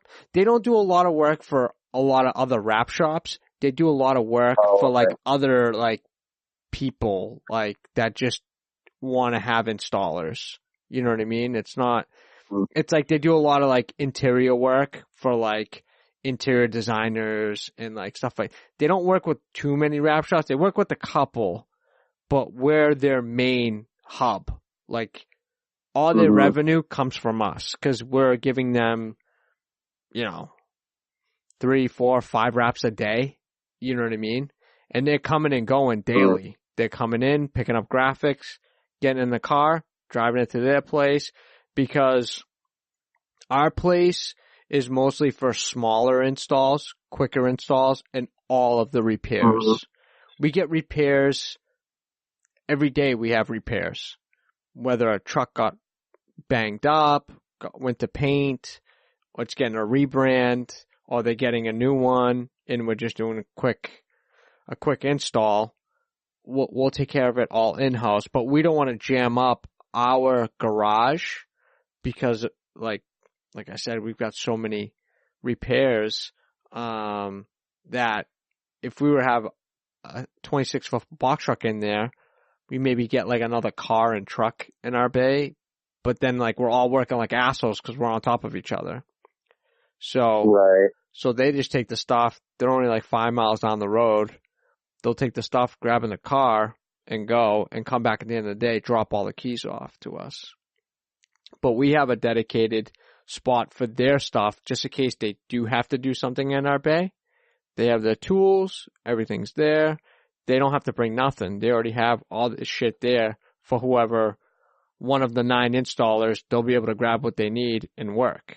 It's fine. But they're not considered employees in Massachusetts if they have a dedicated spot in our bay for their, it's locked with their own shit, but, maybe we don't say nothing. about it. Maybe we Mm-hmm. just say it's our shit. You know, I don't know. There's a lot of loopholes, right? You're on like the radio. Yeah. Nobody that important is listening. That's gonna rat us out. I hope. But do they do checks? You know, do they come in and do sweeps and be like, hey, what's this over here in the corner? You know, is that a common thing that happens? Personally, no. I've never seen it. It's more of an accounting level. Oh, okay. Okay. And that's the whole thing. And because we tried to work that angle. Yeah. Well, I mean, if they look like an employee and they sound like an employee, they might be an employee. Always there. Well, that's the thing. Always there. Mm-hmm. Well, that's the thing. Can you be a subcontractor for a carpentry company? 100%. You drive to and from the job site every single day, but you get 1099. Yeah. I would consider that probably the same, but we have a lot of loopholes as well because our industry is so new. We still fall under the old bracketing as far as like taxes and stuff like that as sign painters. There's no industry, there's no checkbox for us, so to say, for wrap industry. We fall under the sign painters. Oh yeah, dude, we fall under all kinds of stupid shit that completely puts us, like, for workers' comp. Yeah, dude, they fucking, like you said, they have the thumb up your ass, right? Woo! They have it so far deep, fucking all the other fingers are starting to creep up. It's crazy. And they don't know what they're doing. They don't know what they're doing. They don't know how to classify it. Yes. You try to explain it, they're all, so you do what?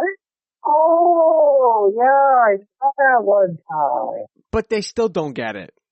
Dude, I had a heated conversation with a tax lady that walked in one day to my shop. This was probably back, it was my very first shop I had. I was only there for like I was there almost 4 years, but it was my last year being there. My buddy up the street from the awning company, he was like, hey, just so you know, there's some tax lady walking around to all these places asking about taxes and, you know, how we sell the taxes for certain things, and she might ask you a couple questions, so I'm just letting you know so you're prepared. I'm like, all right, cool. My taxes are all in order. I pay my taxes. I buy the film. I get taxed. I fucking print it. I don't charge tax again on the client because I already paid for the material. It's not tangible. You can't take it and put it on something else. Once the wrap comes off, it's going in the trash. So, and I'm not selling signs anymore, so I'm gonna be fine. I got into a 2-hour conversation with this lady. I had her call her boss to like cause I had to really put my foot down. I'm like, lady, do you understand? I pay taxes. She's like, no, you don't pay the taxes. I'm like, lady, do you want to see a fucking receipt from Fellers? Look, fucking X amount for the kit, and here's my taxes for the kit. If you need me to break down the amount of material I put through my machine and then pay tax and then charge my client the tax on the material I give them, isn't that double taxing? She's like, what? She's like, what do you mean by that? And I'm like, you don't make any sense, lady. I'm paying the taxes on the roll, but you're asking me to break down each square foot of the roll and charge tax again on that same roll? She's like, yeah. And I'm like, no way. There's no way that's happening. I'm like, you gotta call somebody else and figure that out, because that's not right. There's no way. And it ended up being that I was in the right. You know, I was sweating bullets the whole time talking to her, because I'm like, I don't have a clue. I should really have a tax guy talk to her. But I was pretty adamant in like telling her, hey, I pay the taxes already. I'm not breaking down the material again to charge my client because I'm not going to pay taxes one time and then have to pay taxes again on what I sell. That's just crazy. Do you ever have that conversation with somebody or think about it in that way? As far as like, yeah, for sure. Like, not necessarily to that level because I do it. I just buy the roll. I don't pay tax on it. I tax the roll. That's all I do. You just tax the roll. That's in it. California, it's a completely different creature, dude. California is like such a different creature that you have to guard yourself against all of that stuff because they don't fucking play. Yeah. So because they want to tax everything, they want to make sure they get there. So I literally make it just that simple on myself because we're labor based. Right. The rap industry is a labor based industry. Right. You know, it's like I don't pay I don't understand why I should, because there's got to be some kind of weird thing going on. If I buy it for X amount and then I sell it for this much, what's that difference between the two? And what do no, I'm not going to play all that. Right. I just keep it simple. Yeah. And your taxes are It's super high. way. Oh my God. But like for what you're saying, that's absolutely insane. Hey lady, I've already paid the tax on the roll. Right. Only so. They don't charge you individually each square foot on the roll. That's the dumbest thing in the world. This lady legit told me I had to break it down. I'm like, I don't have the patience for that, lady.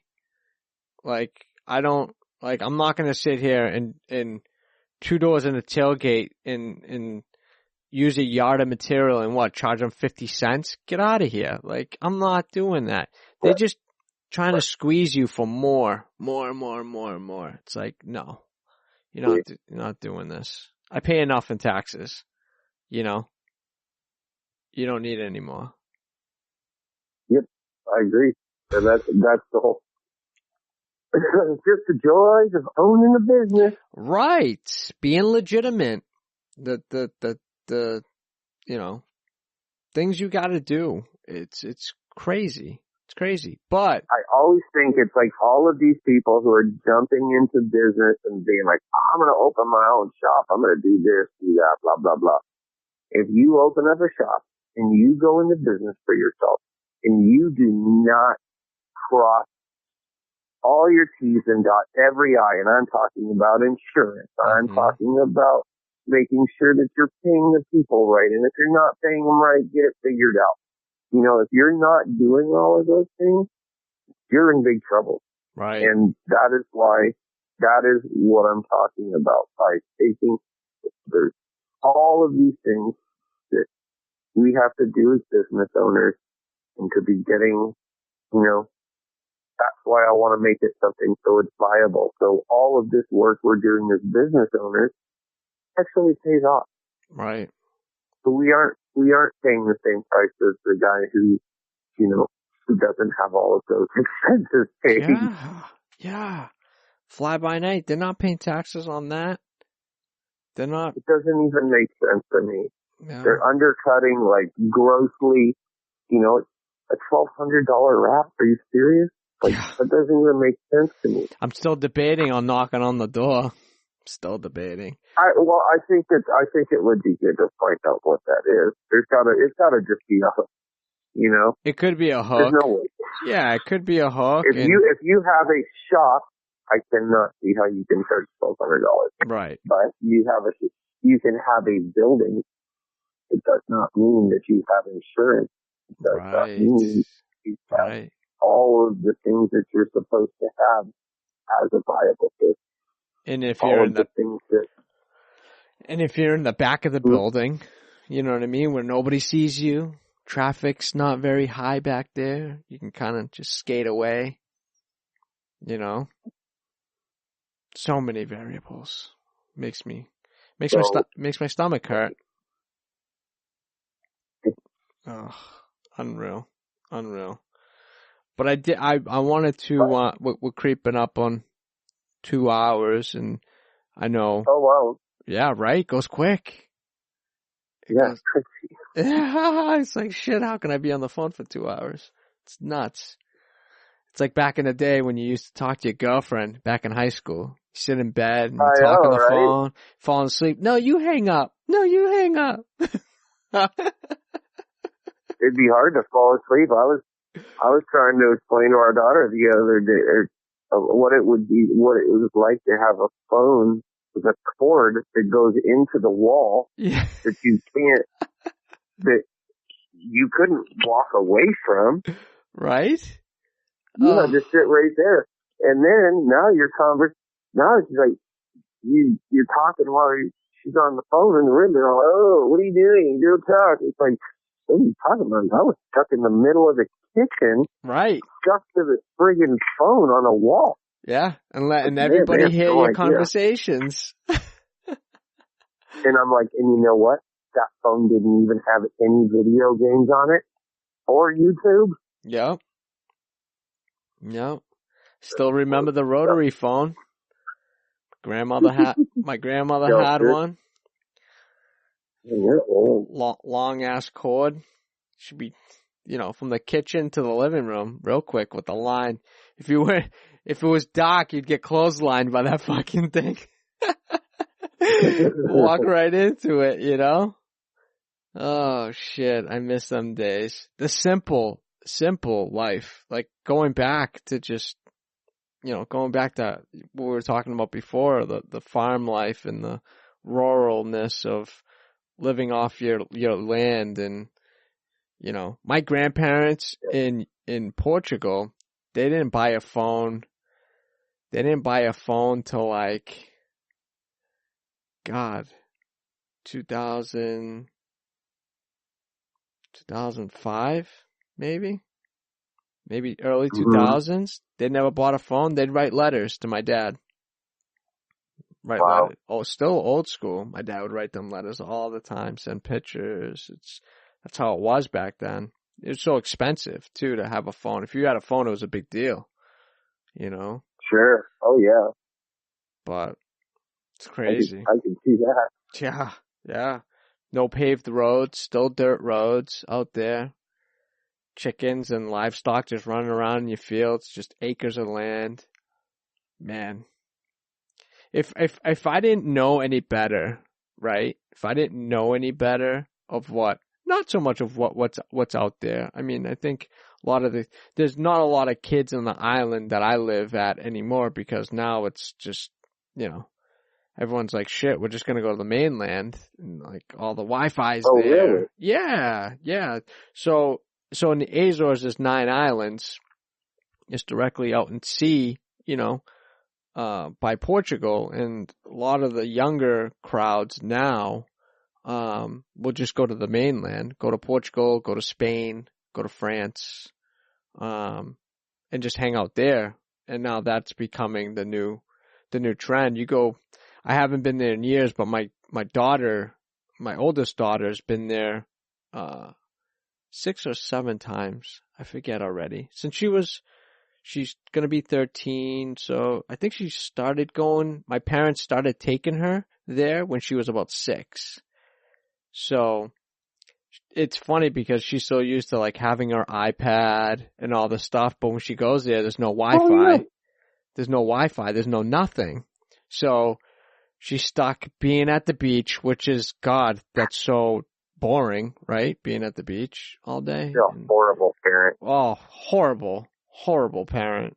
Like, how can you not want to not be on your iPad with something like that? I mean, you clear blue, I'm telling you right now, that's my goal, dude. Right? My goal, it's so expensive to live in Southern California, right? So like, my goal is to buy something in a little bit more of a rural area, something that is just going to be my getaway, because obviously rap work is in the mix. I got to be there. Right. But it's a full. I would like to, hey, we'll go to the cabin, kid. That sounds so nice. There's no Wi-Fi there. That's right. Come on. Be one with nature, kids. Be one with nature. Yeah, be one with your family. Yeah. Did you see a thing? I think it was recent that I heard on the news there was a group of kids that were dining out after prom, and someone that was eating there told the whole crew of kids, I don't know how many kids there were, but he told the whole table of kids, they're like, hey, if nobody uses their phone while you're here, I'll pay for your whole entire meal. Everyone there. The fucking kids put their phones away for the whole thing. And one of the kids told the news person, whatever it was, that it was probably the best thing that, the best time they ever had, because everybody was just talking and enjoying the moment, as opposed to in the moment now is, okay, you got your phone out and you're taking a selfie, taking your phone out, taking pictures, looking at social media, doing this, posting, et cetera, et cetera. You lose those moments when you have your phone out. You don't take that. Your social is now on the phone. Yes, it's social for us back then were what's in our mind, memories. And the memories are now becoming what's on your phone constantly. And it's always out, and it's a new age, and it's kind of scary because. Oh, I think so, dude. It's like beyond even scary, man. It's the decline of our world.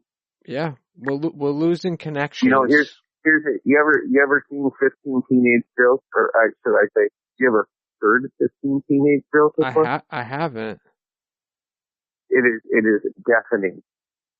I'll have to look it up. It is scary. It is deafening. They're loud, giggly, all of these things. So I was on in Laguna Beach, they have this trolley, and it's just a little free kind of like bus transportation sort of thing. So Anna, my wife, and I are sitting on the trolley, and 15 teenage girls get on the trolley, and it's small. So we're like, oh shit. They sit down, and because, they're getting on, it's all blah, blah, blah, blah, blah, every 87 different conversations out of 15 girls. I don't know how that happened. But, and then all of a sudden, it's a silence. And then a few little random giggles. And it was because they sat down, they all pulled their phone out. And now it was silent. It was kind of nice. I was scared to death I was going to have to get off that.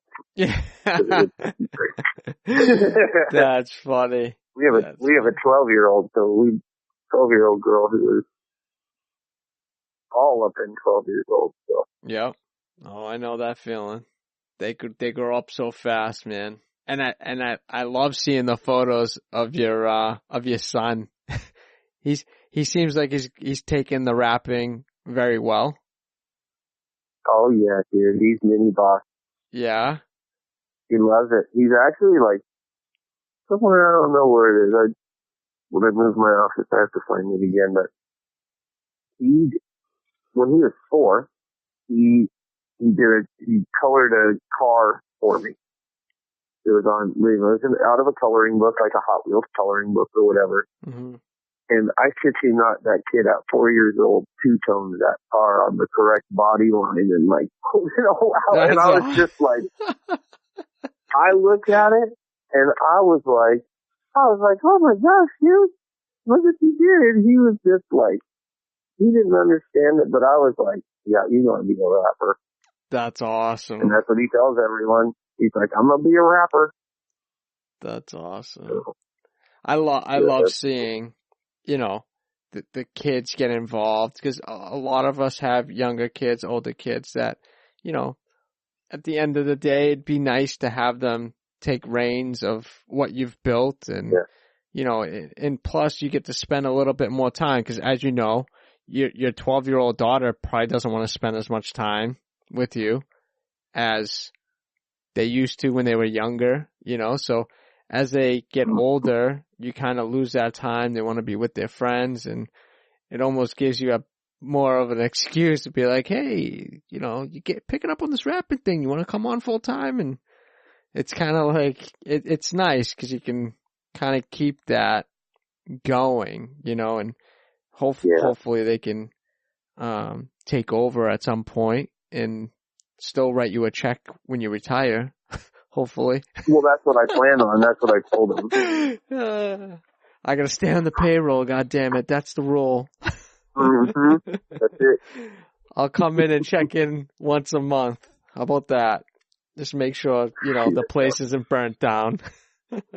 Bro, fuck that. I'm such a workaholic. I'll be right there. You'll be right there every day? I will be right there. Yeah, man, what am I gonna do?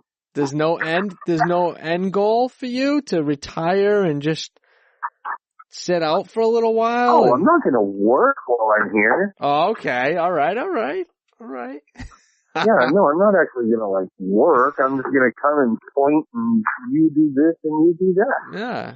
Push the broom once in a while, maybe. No, push the kid. Push the kid. Oh man. Oh God, that's so funny. Wait, that wasn't recorded, was it? Because there's gonna be somebody who's like, he pushes his kid. Yeah. We gotta call him out. No. I do. I'm old school. I'm old school too, man. I'm old school, man. I love my stuff, man. I'm very lucky, but I am old school. I play for keeps. Pay for keeps, man. That's crazy. All right, we're creeping. I know I wanted to touch a little bit before we wrap up here. Yep. I really wanted to wrap up with, you know, being a Paint is Dead member as well as a board member. Mm-hmm.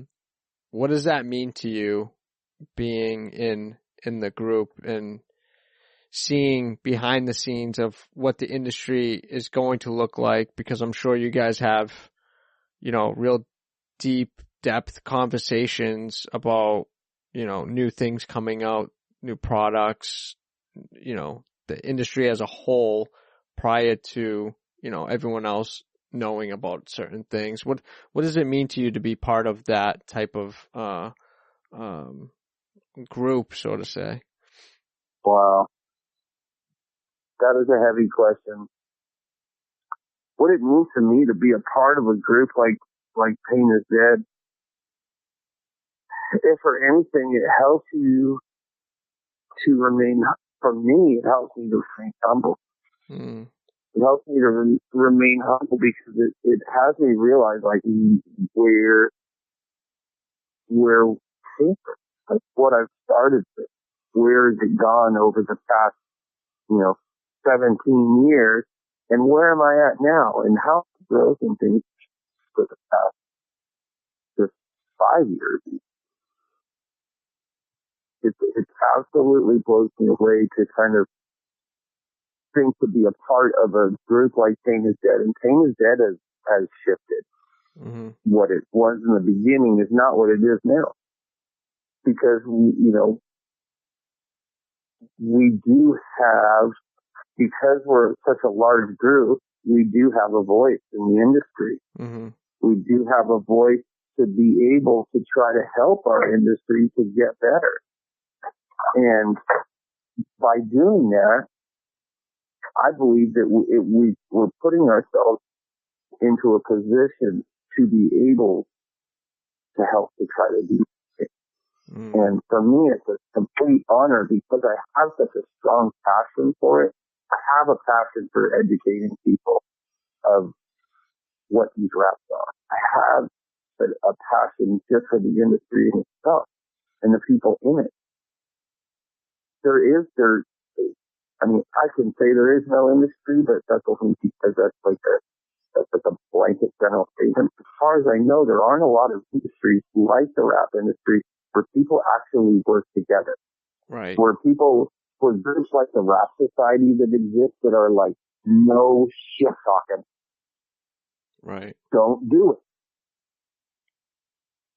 Because if you go on to like some of the other pages, like on like Facebook and social media and the such. You go onto some of these pages and they do nothing but talk shit to each other. Right. You know, it's like one guy asks a question as somebody who may be new to that particular industry, and some dude who's been there for so long that he thinks that he should be able to just slam somebody, and they do it. But that doesn't happen in the rap society. That doesn't happen, and I think can be, you know, somewhat indicative of the industry as a whole, because they are helping to mold it. Right. Because a lot of these people who are getting on there are learning, hey, we're not talking shit here in this industry. We're helping each other. We're growing, and we're trying to make this something big. Right. The guys who started the rap society are also King of Dead members. They understand what it takes and how serious this is and what a giant responsibility it is, because at the end of it all, when I first started and I first really started getting into color change, I learned about Pain is Dead, and I was like, what is this? Holy crap, I want to be down. Mm. I want to hone my skills. I want to make my shop look like that's the level that I want. That's where I want to be. And it's just such an honor now to stand beside these guys that are in the group as we are trying to grow it and as we are trying to, you know, affect the industry with it for the better, for all of us. Right. It's an amazing honor. It's an amazing honor to be a part of it and to be on the board. Sometimes that can be a little bit much because there's a lot going on. We all own businesses. We used to speak every week. Now we speak every other week. Mm-hmm. And it's great. We're getting a lot of stuff done. We're getting stuff. Our big party coming up in SEMA like we've done the last several years. So there's a lot of really good things. We are a group of installers that have all kind of banded together. We're an open group. We accept members. But we're strict. We're very strict because we're like-minded and we got to keep that mindset. And that mindset is what we talked about tonight. Right. It's amazing. It's amazing to be in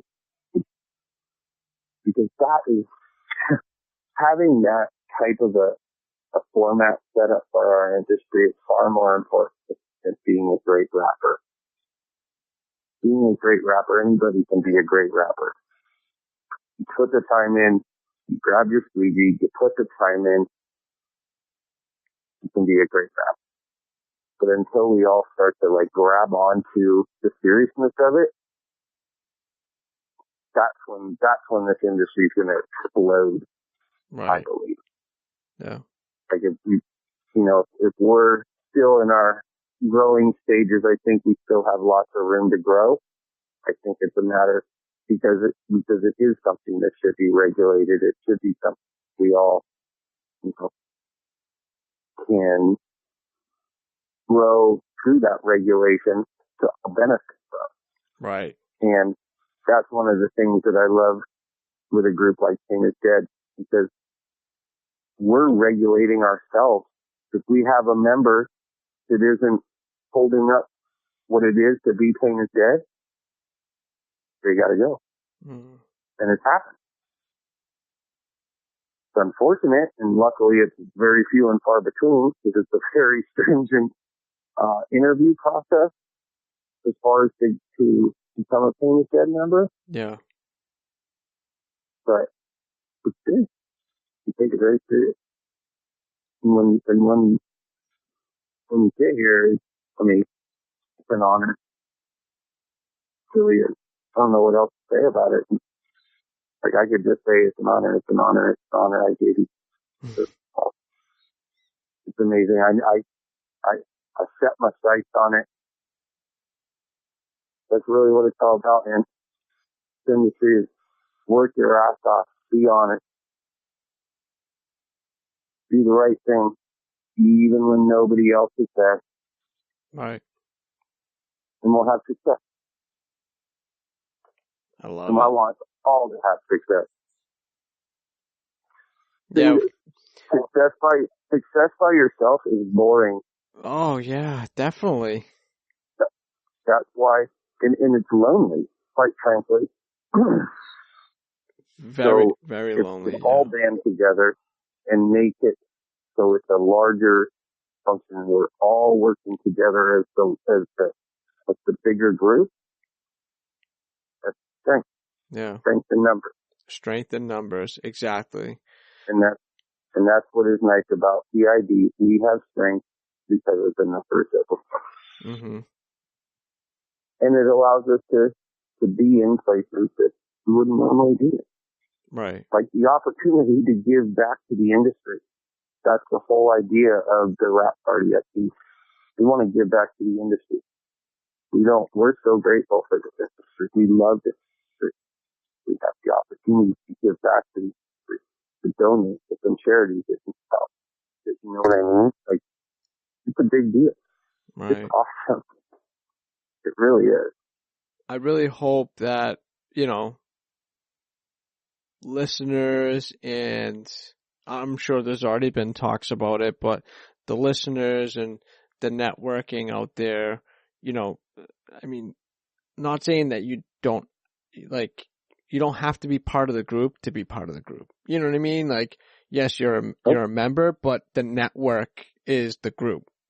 The people that we talk to and socialize with and meet at these great events, whether it be SEMA, SGIA, RapsCon, things like that, members aside, it's strength in numbers. And when people attend these events and parties and stuff like that, it's all of us coming together to celebrate something that we love so much. And, those are the things that the people that are working out of the garage that are missing out on.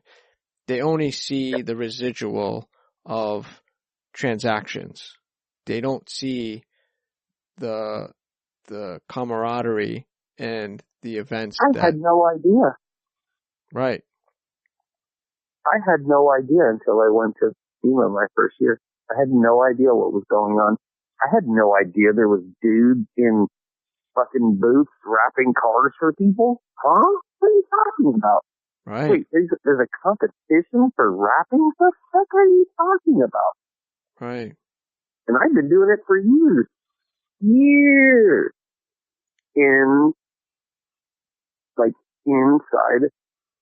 But we're talking wrap industry versus sign industry. Right. But you stayed in your bubble, like a lot of us do. Like my boss stays in his bubble. We talked about this today. He's like, dude, I love staying in my bubble. Like, I don't worry about what anybody else is doing. And I'm like, yeah, but you should really know, like, what's going on. And I mentioned to him, I was like, dude, I don't think I'm going to, because he asked me, he's like, hey, man, you going to go to RapsCon this year? I'm like, I don't think I'm going to be able to go. He goes, why not? I'm like, financially, I can't do it this year because I have my wedding in October and like all the stuff. It's just, it's all really close. So I can skip a year and just go next year again. He's like, man, you should really try to go. And I'm like, well, I'll go if you go. I'll go if you go. You know what I mean? You need to get out of your bubble, bro. You know what I mean? Like, you don't even know what's out there. He's telling you gotta go and he won't get out of his bubble. Because he's so comfortable in his bubble, man. He loves his bubble. Like, he's very, and you know what's funny is like when you get to meet him, he's such a cool dude. Like, he's so laid back and just like real down to earth and very like, he's a very good listener because when you talk to him, he's got that like really like absorbing face look, like he's really taking it all in, and he wants to learn more. Like he wants to better, you know what I mean? But I feel like sometimes he just likes what he's got going on. And I'm like, man, you gotta look. And sometimes when I teach him something, he's like, man, fuck, where'd you learn that? And I'll tell him and be like, dude, really? Like, that's fucking awesome. He's like, I gotta fucking get out and do something with myself. he says that so often. I'm just like, dude, we got to go to RapsCon together. He's like, oh man, to take a week out of the shop, it's going to be crazy. And I'm like, dude, don't even worry about it. There's so many people here that can run it without you being here. Like, you're fine. Nothing's going to happen, you know, and you're only a phone call away. Well, yeah. When I go, I'm fucked. Yeah. The shop closes. Yeah. Yeah. Doors are locked. Yeah. So, I mean, we've got, you know, if him and I ever left, we still got like 7 people left in the group to kind of manage things, which is good. But so you're talking about not going to RapsCon this year, and you're going to see what that feels like. Oh, I know what it's going to feel like. Since you've gotten so, have you missed any of those big events since you got so involved with your podcast? No, I haven't. And yeah, you're gonna hate it. I know. I'm gonna see all the videos and all the posts coming up to that week. I'll miss another one. I didn't go to SEMA last year because of my wedding. That was the weekend after. Oh, see, I'm getting married 2 weeks before SEMA this year, so I can't even do that. Yeah. See, so you better pick. Because I tell you, I'll never miss another one because it was just brutal. Yeah. all the pictures, all the videos, did you see this? Oh, like, no, I get it. Right. You know? Leave me alone. And let alone, I love those times because that gives us an opportunity because of something like the Rap Society. So I know, you know, I feel like I know so many of these different people on the Rap Society, yet you don't actually know them. There's the phenomenon of social media. Yeah. So you don't actually know these people, so it's awesome to get to that time. And for the people who don't get out and do these shows and stuff like that, it's an amazing opportunity. Huge. Get out and see what is happening in your industry.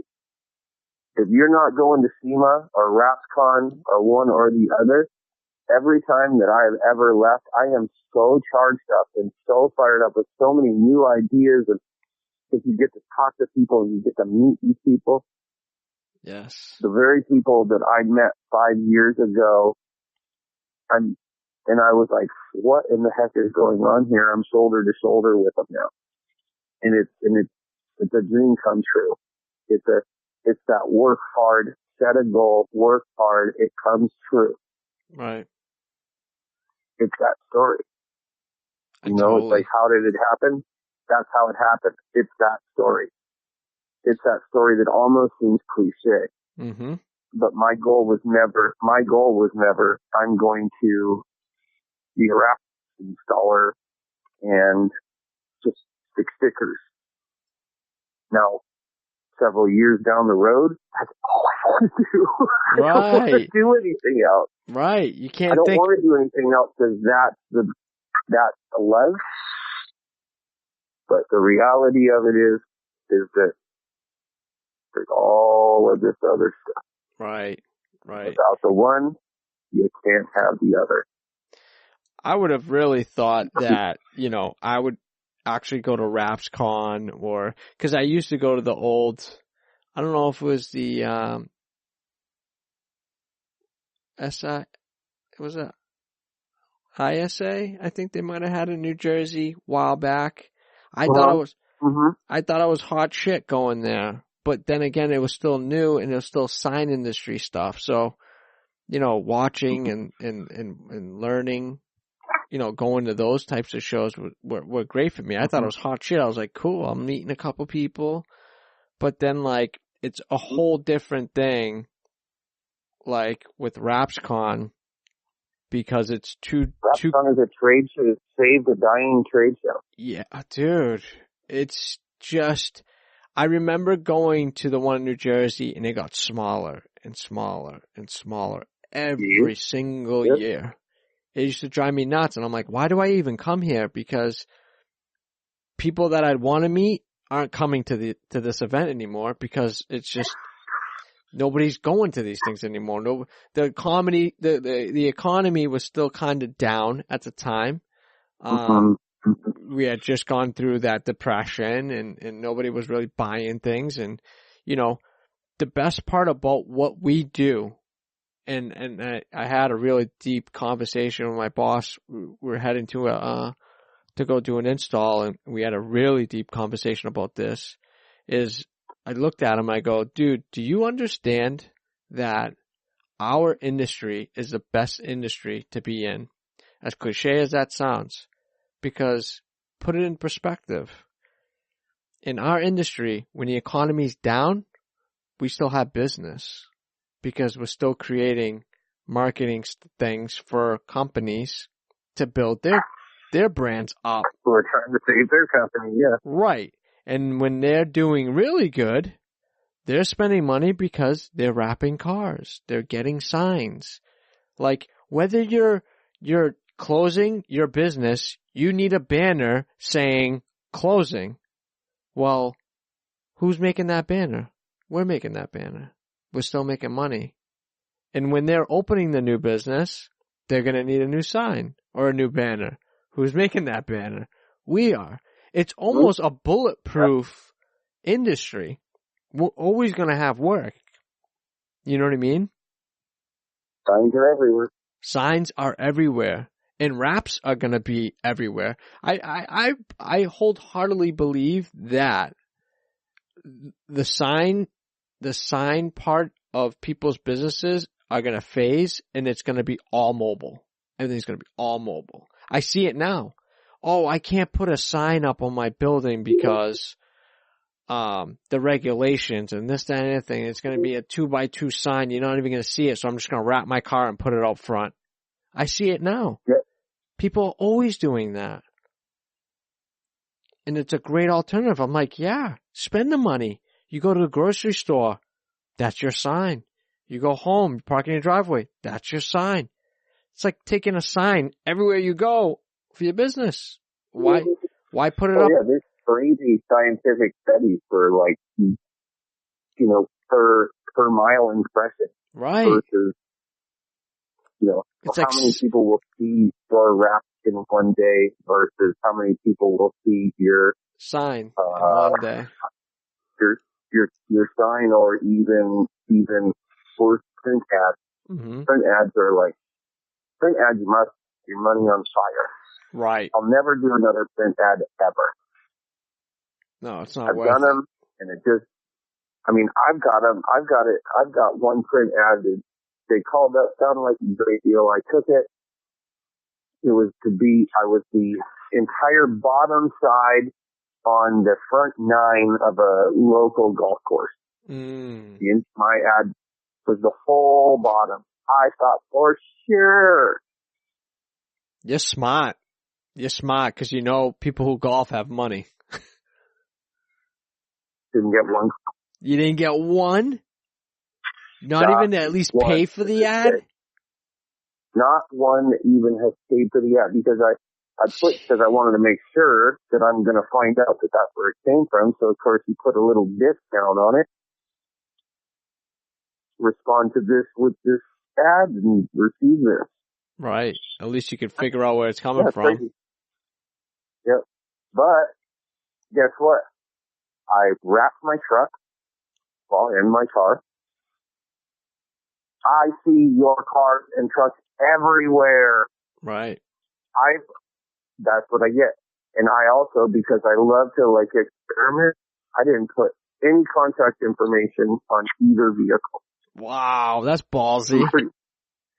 Seems pretty stupid, really. But the reason why I did it is, looking back at it, like the next time I do it, I'll put the phone numbers and stuff on there. Yeah. But the reason why I did it is because I thought, hey, someone's going to take a look at this and call me because they want to talk about it. Versus they'll remember the brand. Sees it and they go, oh, I need to go find who these people are. Right. It said rap work for CrossFit Huge. Right. There was no question what was going on there. I just didn't have any contact information. But tons still found me way over what you would ever get with that. Yeah, the amount of impressions. It's an interesting idea. Yeah. Yeah. It's nice. I had people come and find me just because they wanted to see what in the hell was going on. They just could never get a good enough look at it as it was going by. Driving by, they're like, damn, I see that thing everywhere. I can never see it parked. Yeah, I never get enough of it, so then I'd actually had to have it. It's fun. That's so funny. But that's a good feeling because you know it's doing its work, you know? Yeah. Yeah. We tried to, it's our goal in many ways is to create such a visual impact that that's what you remember it by. Right. It's like we don't want to be the shop that wraps it just does a color shade. Right. We want to add stuff to it, make it more, add that value within the experience. Turn it into something special. Wow them with something. Make it something awesome. Fucking cool. You get to play with fucking cool cars. We do. That's what we do. That's what we do. That's why I love the color change. Grateful for what we do, man. It's insane. Hell yeah. I just feel that we just need to get better control of it so we can have it for the long term.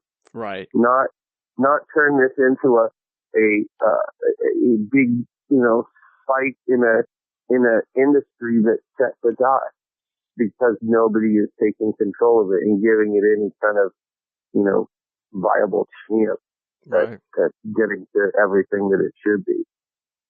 And the people who are in place and the people who are doing that stuff, super stoked. And any opportunity that anybody can get out there, please jump on board with that. Mm-hmm. Jump on board with getting regulations set for it so we can have longevity. So shop owners, so you are protected in your industry that you have sunk everything into, your every dime and your every spare moment.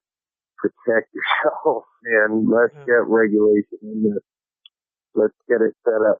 I am no way dogging mobile. I'm not dogging DIY. I'm not saying anything like that. I'm just saying there needs to be regulation. Yeah. There needs to be some type of rule set forth so we can charge more, so we can make more, so we can get it figured out better. So if we can charge more, make more, then we can hire more and not have to work as much. Right. I know so many installers, including myself, who work retarded hours. Well, every single person works crazy hours. Like crazy hours. Like it is not uncommon. Like you see it all the time. Oh, 2 a.m. at the shop, let's see what everybody's doing, like, you see that shit all the time. Yep. It's like we're dying in here. Yep. It's not healthy. It's not healthy. You gotta have that happy The only medium. reason why I think it is healthy is because it's a straight up passion. Because there's nobody in any industry, and I don't care what it is, that without that passion for what you're doing, nobody can work like that. Right. And we are. I say we, I'm talking about us as the industry, the vast majority of us, we're all a bunch of car nuts. And we're so into what we're doing that we don't even fucking notice when it's 3 a.m. and we're still working. We notice the next day. The next day, we don't put it, because we're plowed in, we're doing what we're doing, and we do it, we love it, and we got some frigging deadlines. Right. So. It's crazy. Speaking of deadlines. Amazing. I want to wrap. Speaking of deadlines, I know, quit talking. I know. I got my hand on the doorknob. I know you're itching. You probably got a squeegee and a blade in your hands, like ready to go as soon as you get off the phone. I do. I got a squeegee right here. I'm sitting here at my desk. I got a little Yellow Tools mini squeegee, the ones that you can put on your keychains. I got the red one on mine. Oh, dude, I got the yellow one on my keychain. Fucking love these things. Nice. Never leave home without it. It really comes in handy. Hey, you ever in a pinch for a tight corner? These things come in handy. I got a little baggie full of them. I got like a bunch of colors, gold ones, purple, blue. Oh, you must know somebody. Lime green. Yeah, I know a guy. Wait, is that the parting gift? A parting I gift? mean, well, this being a podcast, I mean, there's no green room, so I realize that I don't get a bunch of like stuff after the show that I go to. I can send you a couple. Right? Or I can send you a you couple. can? 100%. Well, yeah, you know, I was thinking. A little thank you for taking 3 hours of your day away. Shoot, bro, you thank us every time that you take your time to make this podcast. Don't even start. Oh, stop it. We need everybody send Jeff small repeats as a thanks for doing this. Oh man, I guess seriously, bro, cool. and I appreciate you giving me this time and giving me the opportunity to voice some stuff. And I'm sure I rambled on. I'm really good at that, but at least I'm rambling on about something that really means a lot. Yeah. And No. Yeah. I think that it's an awesome opportunity that you give us to give us voices as individuals in a big growing industry. It's amazing. So thank you for all that you do also.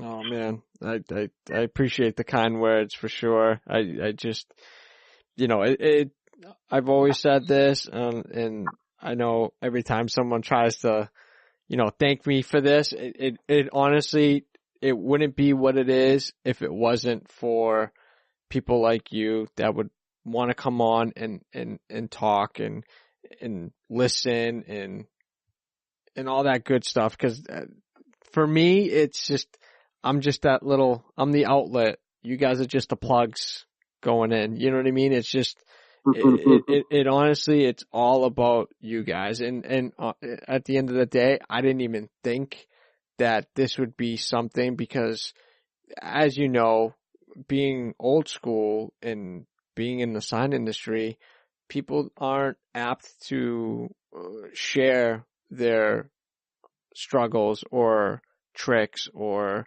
information about anything as the sign industry is and still is to this day. A lot of them is very kind of like, no, I'm not telling you how to do this. You figure it out type of thing. And I think that's the best part about our industry is that we are the complete opposite of what the sign industry is.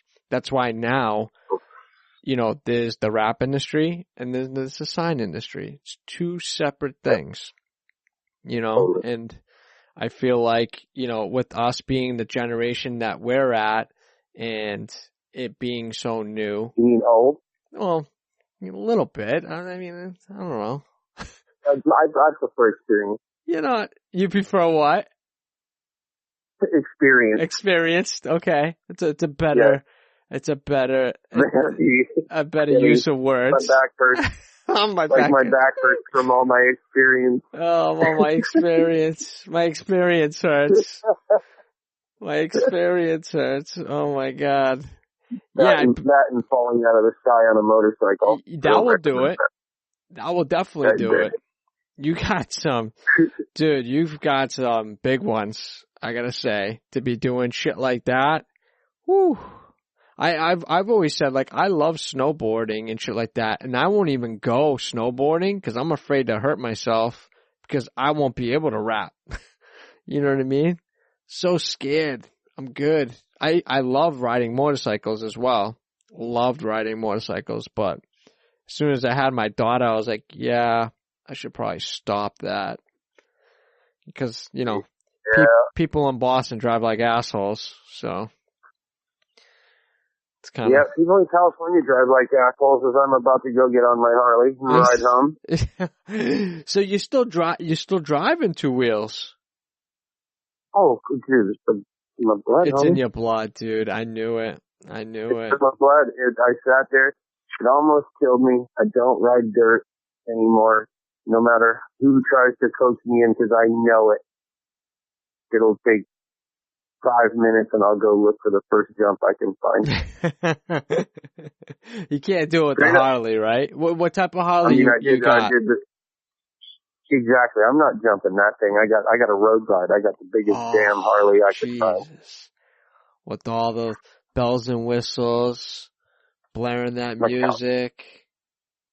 No, I'm not that guy at all, bro. No? No way. You just play it down low so you can only hear it? I have like a helmet system that I can hear music with. Wow. So you're okay. I see. I'm embarrassed for those guys who play. Dude, like sometimes I can hear the 11. music before I even hear the pipes. You know what I mean? I'm like, wow, look at that asshole. You can't even hear his pipes, but you can hear his, Pearl Jam playing or something. Yeah, exactly. Oh shit. Oh, that's hilarious, dude. it's all good. It's all good though. Well, dude, I can't thank you enough for taking time away from your day to come here and chit chat for a little while and share some passionate stuff about the industry, man. Thanks for having me. Yeah. I do. I really appreciate it. Anytime. Is there anything that you want to talk about that we didn't bring up during our convo? I don't think so. I think that we've covered everything that I could really think of. That I don't feel as though I've left anything out as far as what I feel so strong about. Right? Keep pushing. Never stop learning. That is that was like a plug for the rapping. Anyway, I think it just naturally. Isn't that their motto? Yeah, never stop learning. I think it's trademark, so watch out. Yeah, you're welcome, Justin. It's all good. I'm not getting paid by Justin Payton anyway, unless, of course, out of his generosity with money.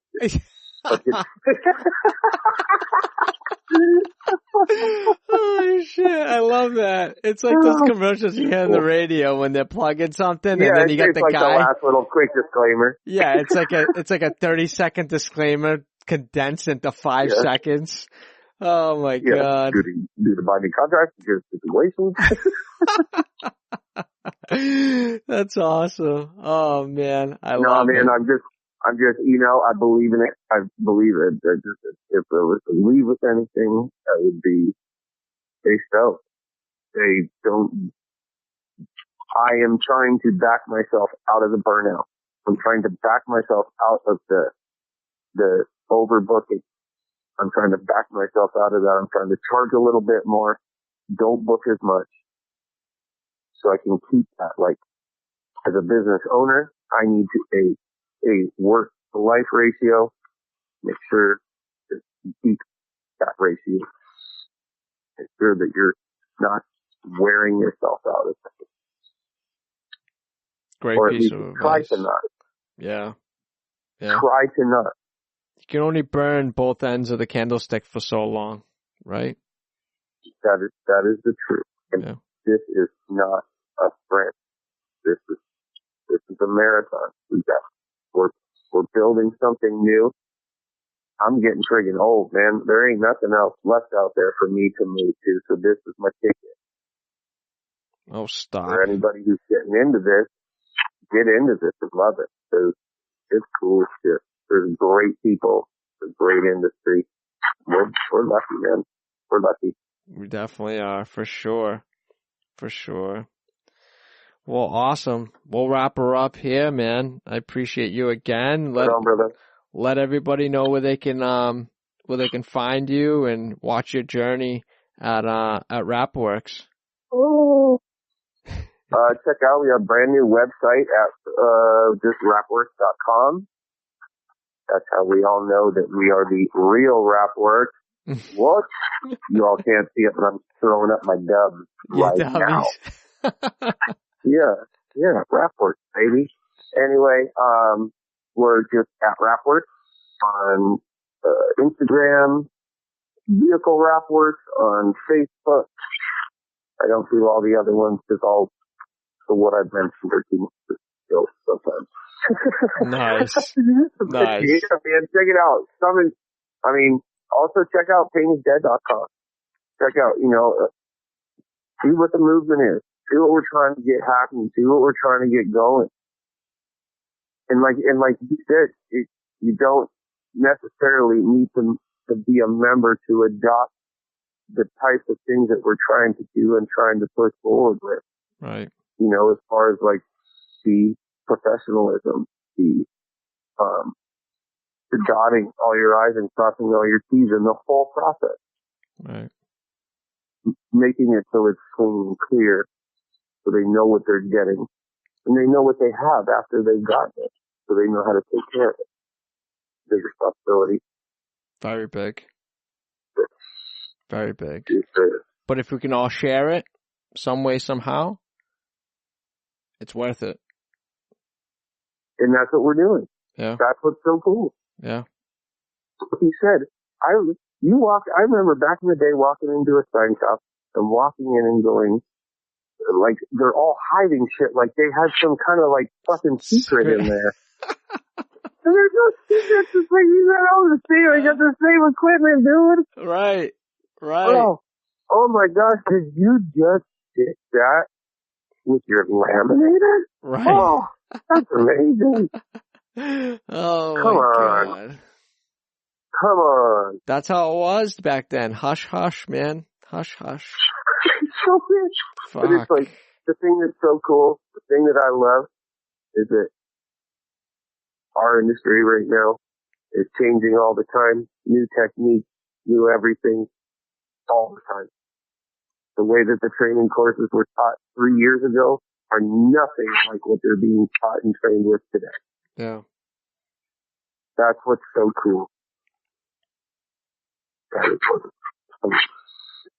Crazy. Crazy.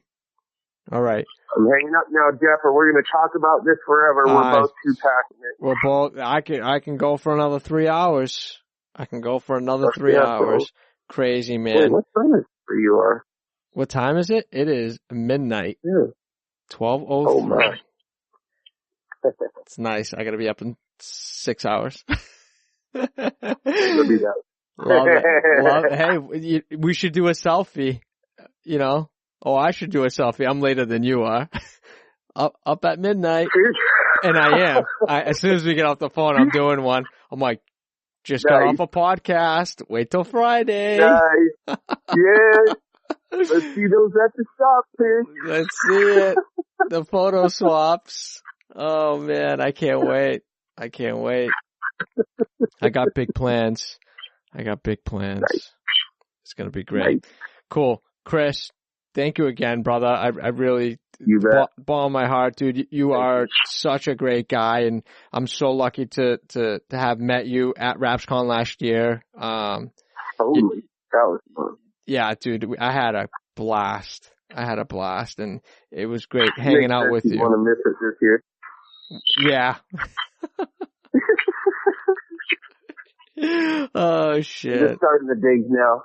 Yeah. Wait until you see all my selfies that I'm gonna take in the wall. I'm standing in like this, in one of the aisleways and taking all these pictures for you. Oh, thanks. You can just text them to me. You don't have to post them all.